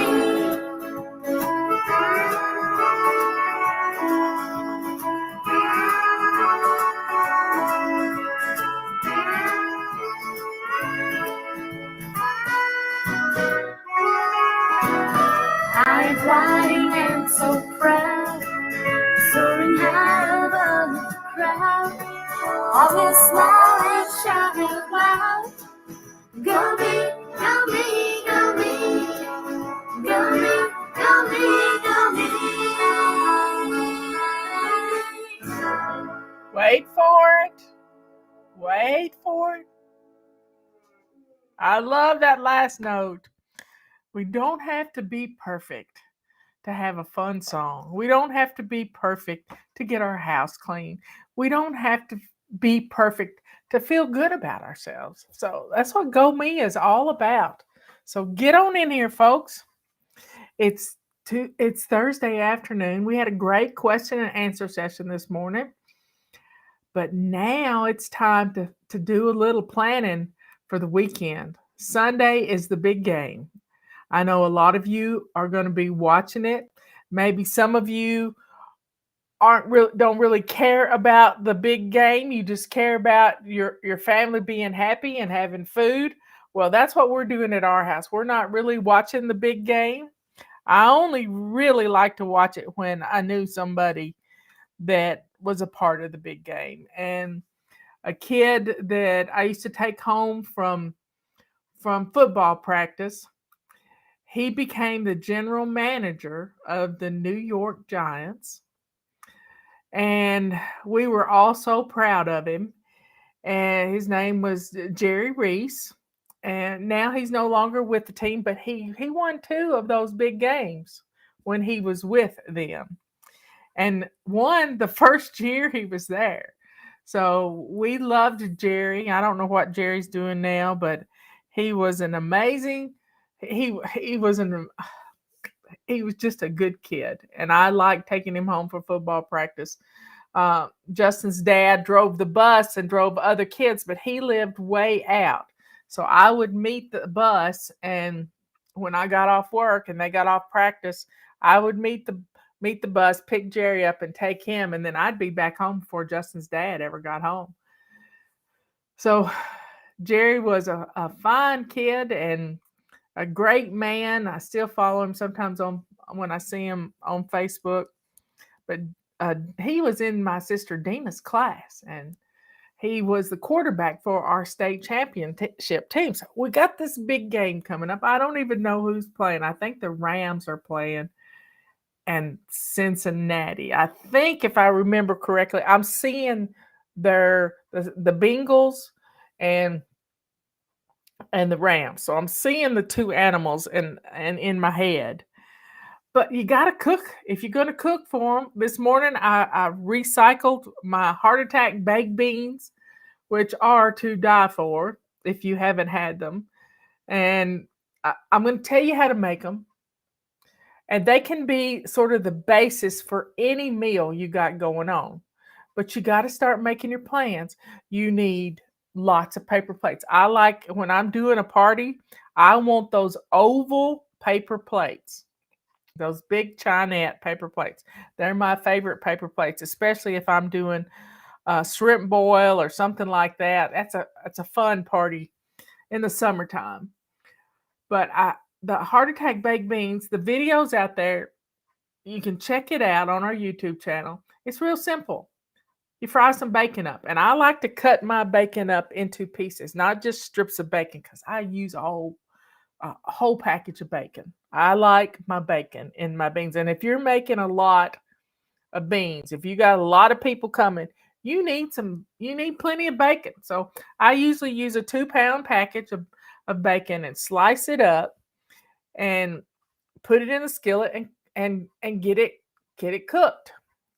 And then you can add the onions, a couple of onions to it. Chop them up, put them in there, get them cooked. Then you add some brown sugar. And brown sugar, it doesn't take much, but you can put some brown sugar in there and it'll kind of get caramelized, melt the sugar in the grease and in the bacon grease and everything. That's why they're heart attack baked beans. And I have done these baked beans for 100 people at a wedding, at my sister Dina's wedding. I put together everything it was going to take for these baked beans. and I cooked it all in the crock pot, but with no beans in it. And then I just took the cans of beans with me. So I froze all the fixins that was what I'm telling you how to make right now. So after you add the brown sugar and you dissolve it, you put some ketchup in there. And if you're making a lot, you might have to use almost a bottle of ketchup. And then you put some mustard in on top of that. And you can add a little Worcestershire if you want to. Stir it all up together. It becomes this orangey color. If you're going to eat them today, you can make them ahead of time and put them in the refrigerator or in the freezer, and then you can thaw them up and put the beans with them. But I use 2 big cans, the tall cans, not the big fat cans like they use in the lunchroom, but the tall cans, and drain the juice off of it because you're making a replacement juice. Think of these fixins for the beans as replacement juice for the pork and beans. So a can of pork and beans, I use 2 of them. You'll have about that much liquid on the top. Just drain the liquid off and put it together. You can put it in a crock pot and let it cook in the crock pot for 3 or 4 hours before the game starts. And they'll be great. They'll be wonderful. They'll be good. They'll be excited to have these beans. Another thing that people like is burgers. You can always make a burger bar, and you can make these burgers, and you can tell my son, he likes bacon too. So I've just recycled one of his videos where he was really talking to the guys about helping in the kitchen. And so he showed us how he makes burgers. And he cooks them in some bacon grease. That's my son. What can I say? Cooks them in some bacon grease, and then he's cooking them on the grill, on a griddle pan where he's cooked some bacon, because he's going to make something healthy too, because Emily makes sure there's always something healthy on their table. And so they shredded some Brussels sprouts and put some bacon in those and cook them on the grill. And then that's their side dish instead of French fries. But you can have French fries every once in a while. And then he takes the patty that's been cooked in the bacon grease and puts it on the grill. And then it's practically done right then. And then he starts adding the different types of cheeses: pepper jack, Swiss, feta. He just makes a different cheddar. He just makes all kinds of different cheeses on there. And he takes the buns and he rolls them around the bacon grease and puts them on the grill and toasts them. So you've got this big greasy cheeseburger that then you add the lettuce, tomato, the pickles. You got to have pickles. You have to have pickles. Mustard, ketchup, all the stuff you need on this, and you make this big old burger bar. That's fun. Another fun thing is making fajitas. Justin makes a lot of fajitas, and he just takes a flank steak and marinates it and cooks it on the grill, and then he slices it up. He does chicken breasts the same way and slices them up, and it just he has a wonderful basis for fajitas. And then you've got all the fixings. You've got shredded cheese. I'm gonna pull that video after a while and put that up there. So you've got the baked beans. You might need some nachos on top of that. So you got to have some chips and dip and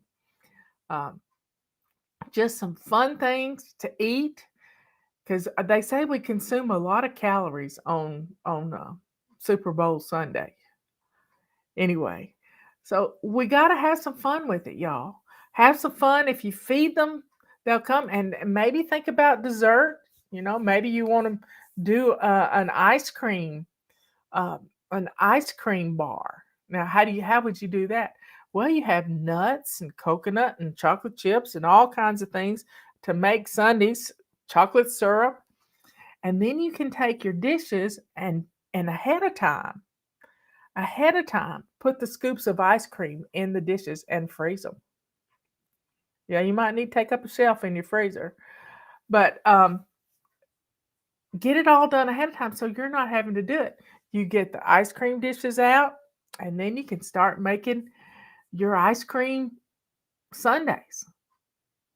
Fun, fun, fun for the kids and for you. Maybe have some cookies to go with that. So if you feed them, they'll come. And if you have something they really like to eat, because my baked beans are always eaten, every one to the last drop. I mean, to the last drop. There's never any left over when I take them someplace. It's my go to potluck. And that's another fun thing to do. You can do a potluck with people bringing some dish. Maybe somebody's going to bring I can't say it, charcuterie platter with lots of snacky poos, and then somebody else bring a big plate of cookies and desserts and brownies. And yeah, those are other things. You can have some brownies to make sundaes with, and different things. Just having fun around food and football and family. Does it get any better than that? It doesn't. It doesn't. So y'all take some time today to sort of plan your menus, what you got to have. You need lots of napkins. Maybe you want to do some wings. Let me tell you a shortcut to doing wings. I bought some Sweet Baby Ray's teriyaki sauce because our Pizza Hut no longer has teriyaki wings. So we buy the wings naked. Naked, I tell you, naked. And when they get here, I put a little teriyaki sauce in the little container and shake them up, and we got our teriyaki wings. We're so happy. Now you can buy the hot stuff, or you can buy the barbecue sauce. But here's what you can do: you can take a whole big tray of wings, and you can make your own wings, y'all. I know you don't believe this, but you can get packages of chicken wings, and you can cut the little flippy end off, put them in a pot and cook them for broth, and then you can take the little drumette and the other part and season them up real good and put them in the oven and bake them. Then you're not frying them, you're baking them. And you can put them on a rack so it lifts them up and gets all the sides at one time. And you can do 20 or 30 or 40 at one cooking in the oven. And then you can toss them in the buffalo sauce or barbecue sauce or teriyaki sauce. Put them in a bowl, toss them around, and serve them up. You don't have to buy them. The wings have gone up so much in our air fryer for the wings. I've never used an air fryer, but that's what an oven is, especially if you have a convection oven, which will crisp them up. It does great. And you need lots of paper towels. I buy the boxes of paper towels, and I would just put them everywhere because people need paper towels when they're eating wings. So y'all plan this stuff out. Paper towels. You might want some plastic utensils and stuff because you don't want to do it. You need a big garbage can with a big garbage bag in there. And what are you going to drink? Make something festive, like some lemonade. There'll be people there that won't want the alcoholic stuff. So you got to have some stuff for the people that don't want to imbibe, I think is the word. So plan this food.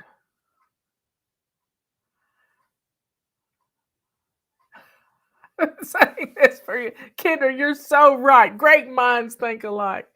Yeah, air fryer, I think they're dangerous sitting on the countertop. I think they could burn your countertop unless you put them on a tile. But the main thing is it's an oven. It's an oven. I have two ovens. I have my regular 30-inch oven, and then Robert's oven is his cookie oven, but it's convection. So that's where I roast my turkey, I roast my chickens. It's a convection oven. and it's just hot air blowing around, which is a good thing. So you can make French fries. Other things that I like to, I don't like something that has me standing over it all the time. You can do barbecue. There's some great recipes out there for Eastern style Carolina barbecue where you cook the pork roast in your crock pot, then you take it all off the bone, and then you put some vinegar and some seasonings in it and cook it some more.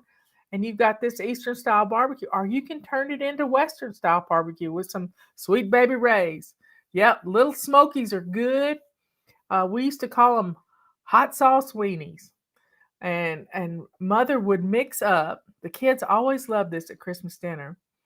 She would mix up grape jelly and ketchup, but you can do grape jelly and barbecue sauce too. And put little pieces of hot dogs in there or the little smokies, little sausages, and those go over well. I like to put bacon wrapped little smokies. Gotta have some bacon. Bacon wrapped little smokies, and make it and some brown sugar, and you got a tasty little treat there. So another thing I like to do is take Idaho potatoes and slice them into 3/8 inch pieces and put some butter in the bottom of a big jelly roll pan, as long as it has a lip on it, and turn them over in the butter and put them in the oven, 350, and cook them for 30 to 30 minutes. Flip them one time, and then take some cheese, a little cube of cheese, not much, a little cube of cheese, and put on every one of them and let it melt. And then you can take a dollop, get one of those squeeze things of sour cream, and you can decorate them. You can put a little dollop of sour cream, a little dollop of daisy, the commercial says, a little dollop of daisies. Yeah, meatballs in that barbecue sauce and grape jelly is good too. But just a little dollop of sour cream, and then you can sprinkle some bacon bits on it. And I have found that Hormel makes a lovely um, real bacon bits in a package that are tiny, not great big. So you can sprinkle some of those on there, and before you know it, you have this potato rounds. It's like having a stuffed baked potato. You can put little bits of chives on there too, or green onions, and they're so good. I'm just hungry thinking about it. Yeah, what are we going to do with ourselves? It's not time to eat yet, but we got to plan. We have to plan so we can have enough hors d'oeuvres for everybody and keep everybody going. Now, I also like to make sangria without the wine. I take cherry juice, I take lemonade, I take some grape juice. I just start putting all kinds of juices together, and you have this, and put some sliced oranges and lemons and crushed ice, and you have an amazing sangria that doesn't have any alcohol in it. It's just wonderful. So have some fun. The guys just want the alcoholic stuff. I don't want any of that.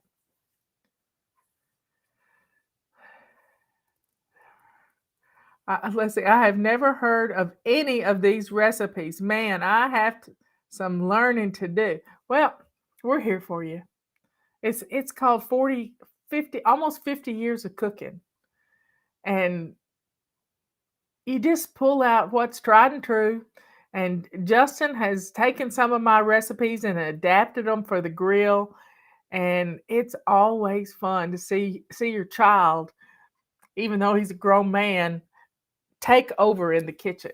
Just take over in the kitchen. It is really, really heartwarming to know that your child learned to cook. Learn to cook. Yeah. He he watched me, and I let him help me, and it was all good.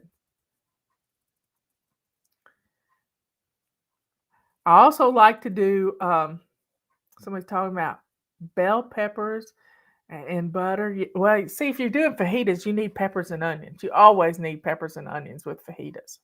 I mean, sliced peppers, sliced onions, it just makes a fajita. And you need tortillas. So you can put those, if you have an extra crock pot, you could put a towel down in the crock pot and put your tortillas down in there. Or you can, as they do at the Mexican restaurant, they roll up 2 or 3 in aluminum foil and put them in a warming place. That's always fun. Think about stuff you can do ahead of time to keep from being so rushed on game day. So y'all take some time to do that. Let's go to the Lord in prayer. Dear Father in heaven, thank you so much for giving us a family that we can prepare meals for and together, that we can have parties and celebrate each other and cheer each other on, and even have rivalries and fun stuff in our homes. Thank you for giving us this ability to be able to cook for our families and to get them involved in the process. It is so wonderful to get your families together. Cherish these moments. Thank you for giving us these wonderful people in our lives. Please forgive us of our sins. Thank you for sending your Son to die for our sins. Thank you, Lord. And all these things we ask in His holy name. Amen. So y'all get ready for a fun weekend. Yes, somebody says they're going to do angel eggs. Everybody loves a good, they're shaped like a football. You could have some fun with angeled eggs on your buffet table. So y'all be good, kind, and sweet. Good to yourself, kind to others, and let the joy and the sweetness that is in your heart, because you're a child of God, let that sweetness overflow. When the sweetness is coming out, hatefulness can't come out. So y'all have a good rest of the day. Start planning what you're going to cook for Sunday, Super Bowl. It's always fun. I love you all. I'll see you in the morning. Guess what it is tomorrow? It's Friday. Bye. Hey everybody, we're going to make some rolls today and some different things. We're going to make cinnamon rolls and we're going to make some pizza monkey bread and some pecan monkey bread. So we're going to have some fun. It's a rainy day here. This recipe is quite easy. I will go through it a little bit at a time. Stop it and write it down if you want to, or take a picture of it with your phone. But this is a really simple recipe, and I've tried to make it easier for you. And I've just divided it up into steps to do it. So I'm going to walk you through it. And I'm making 2 batches of dough at one time because I have 2 big mixing bowls. I've measured out 10 cups of plain flour, and I've added to that 2/3 cup of sugar and a tablespoon of salt. These rolls aren't any good if you don't put the salt in them. And then in another bowl, I'm going to add 3 cups of warm water, 2 tablespoons of jarred yeast, or you can use 3 packages of yeast, a tablespoon of sugar, and let that sit and get bubbly. And then you're going to add 2 eggs to this mixture. Beat the eggs up first before you in there, and a 1/4 cup of butter, a 1/4 cup of oil, and a 1/4 cup of milk. And you just pour all that into the flour mixture, and you let your mixer do the hard work. Now, you can stir all this stuff and mess with it, but I like to just Stop the mixer every once in a while and scrape the dough down. Now, put this dough, after it gets all mixed up, into a big greased bowl in your oven at 100 degrees, and it'll rise in between 30 minutes to an hour. It'll get double in size. I cover it with a dish towel. And while that one's rising, start another batch. I've already measured out 10 cups of flour and just do the same thing. And it's such a simple dough, and it's really good. Now, this is my favorite thing. I love this silicone mat. I don't ever use it for making pie crust, but I love it because I don't have to flour this mat. And I buy these pans by 30 or 40 at a time because I make my cinnamon rolls and my rolls in these pans so that I can give them away. Now, after about an hour, 30 minutes to an hour, your dough is doubled. Punch it down really good, and then pour it out on your mat or your countertop, whatever you like. And I like to cut the dough in half and work with half at a time. I love this little dough cutter too. It's costs $5. And I cut strips of dough and then cut it into rectangles. And I don't like to mess with the dough much, like I don't like to mess with biscuit dough. I just put it in a pan, in a buttered pan, and you let it rise. Now let's make some cinnamon rolls. Take a cup of sugar, and I like a lot of cinnamon, so I've probably got a huge tablespoon of cinnamon in this sugar, and I'm going to stir it all up. And I'm going to take that other half of dough, and I'm going to shape it into a rectangle that's 15 by 12, and my mat measures that out. And I just do it with my hands. And then I'm going to smear some butter on it, pour the sugar on top of it, and then I'm going to start rolling it and stretching the dough as I roll a little bit up each time. And you can feel it, and it comes together, and then you're going to pinch the dough to make it stay together. Now, here's the secret to cutting it. I use dental floss. And you go in about an inch, inch and a quarter, and you crisscross it, you slide it under, you crisscross it, and then you pull it together. And it cuts the prettiest cinnamon roll out. And you put them in a pan. Now, don't turn them over sideways or you'll lose all the goodie out of them. Just put them in your pan. And a buttered pan, and just smear the butter around. I melted about 6 sticks of butter and just used it for everything. Then take the cinnamon rolls and just place them in there. Hold them sideways as you do it so you don't lose the good stuff. And then put them in your pan. These pans held 6 or 7 cinnamon rolls.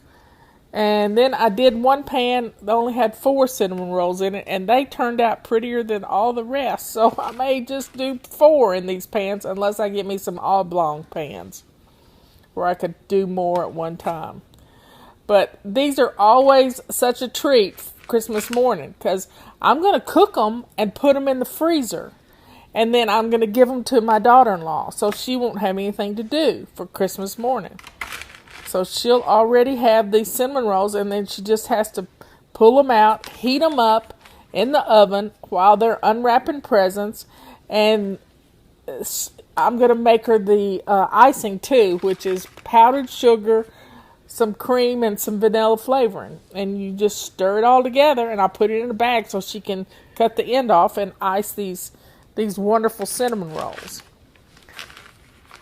And this is just such a simple Christmas morning. I'm not eating breads right now, so I'm making this all to give away, except for Thanksgiving dinner, which I'll have my rolls for Thanksgiving dinner.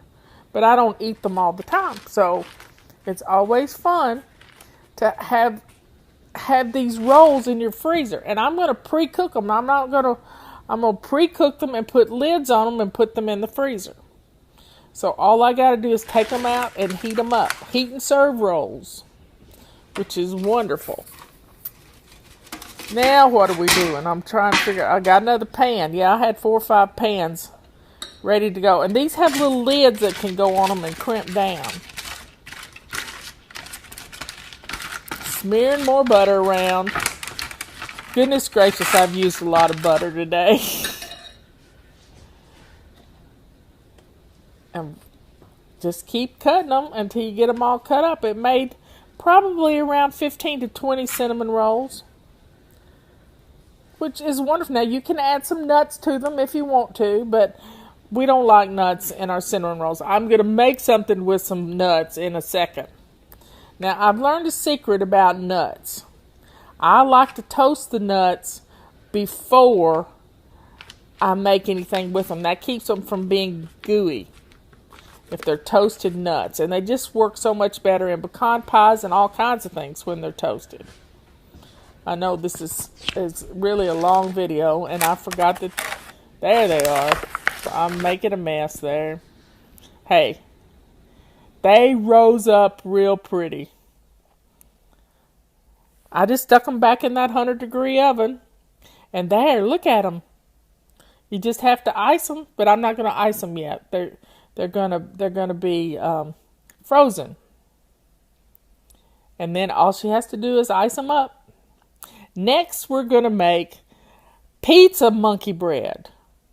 So take 4 or 5, probably around 6 cheese sticks and cut them into pieces, 6 pieces each. So that's going to be about 36 dough balls you're going to make. And you can add a pepperoni if you want to. I like the pepperoni in there. And then here's my leftover butter. I've added some garlic to it and some parsley flakes. And I'm going to roll a bunch of dough around the pepperoni and the cheese. And put it in my bundt pan and let it rise. And boy, it's cooking right now. It smells so good. Next thing we're going to make is some sticky buns with pecans. And these sticky buns are just monkey bread that's been coated with dark brown sugar, cinnamon, and roasted pecans. And you mix all that stuff together, and then you take your dough out. This is my second batch of dough.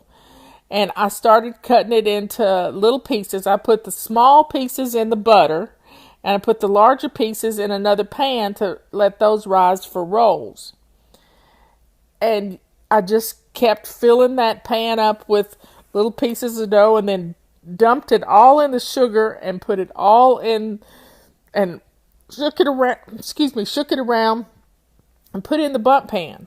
And then I buttered the tops of the rolls, and look how pretty they turned out. The less you handle the rolls, the better they look, I think. I don't like to roll them into balls or anything. So, y'all, try this recipe. It's fun and it's easy. Yum! Today we're going to make a pineapple upside down cake. I know it sounds difficult, but it's not. And here's the recipe. 2 cups of flour, 1 cup of sugar, a couple eggs, a couple sticks of butter. It's simple if you'll just follow my little directions. Mix your flour and your sugar together. Stir it up good. And then drain your pineapple slices into a cup. And then fill that cup of pineapple liquid the rest of the way with milk. And then you're going to have a cup of milk to add to your flour and sugar mixture. Add a couple of eggs and some melted butter, a stick of butter, into that batter. Throw another stick of butter in that pan because you're going to need it in a minute. Stir it all together and set it aside. Now we're going to make the topping to pour this batter over. You're going to need some brown sugar, some cherries, some pineapple. You've already opened up the pineapple.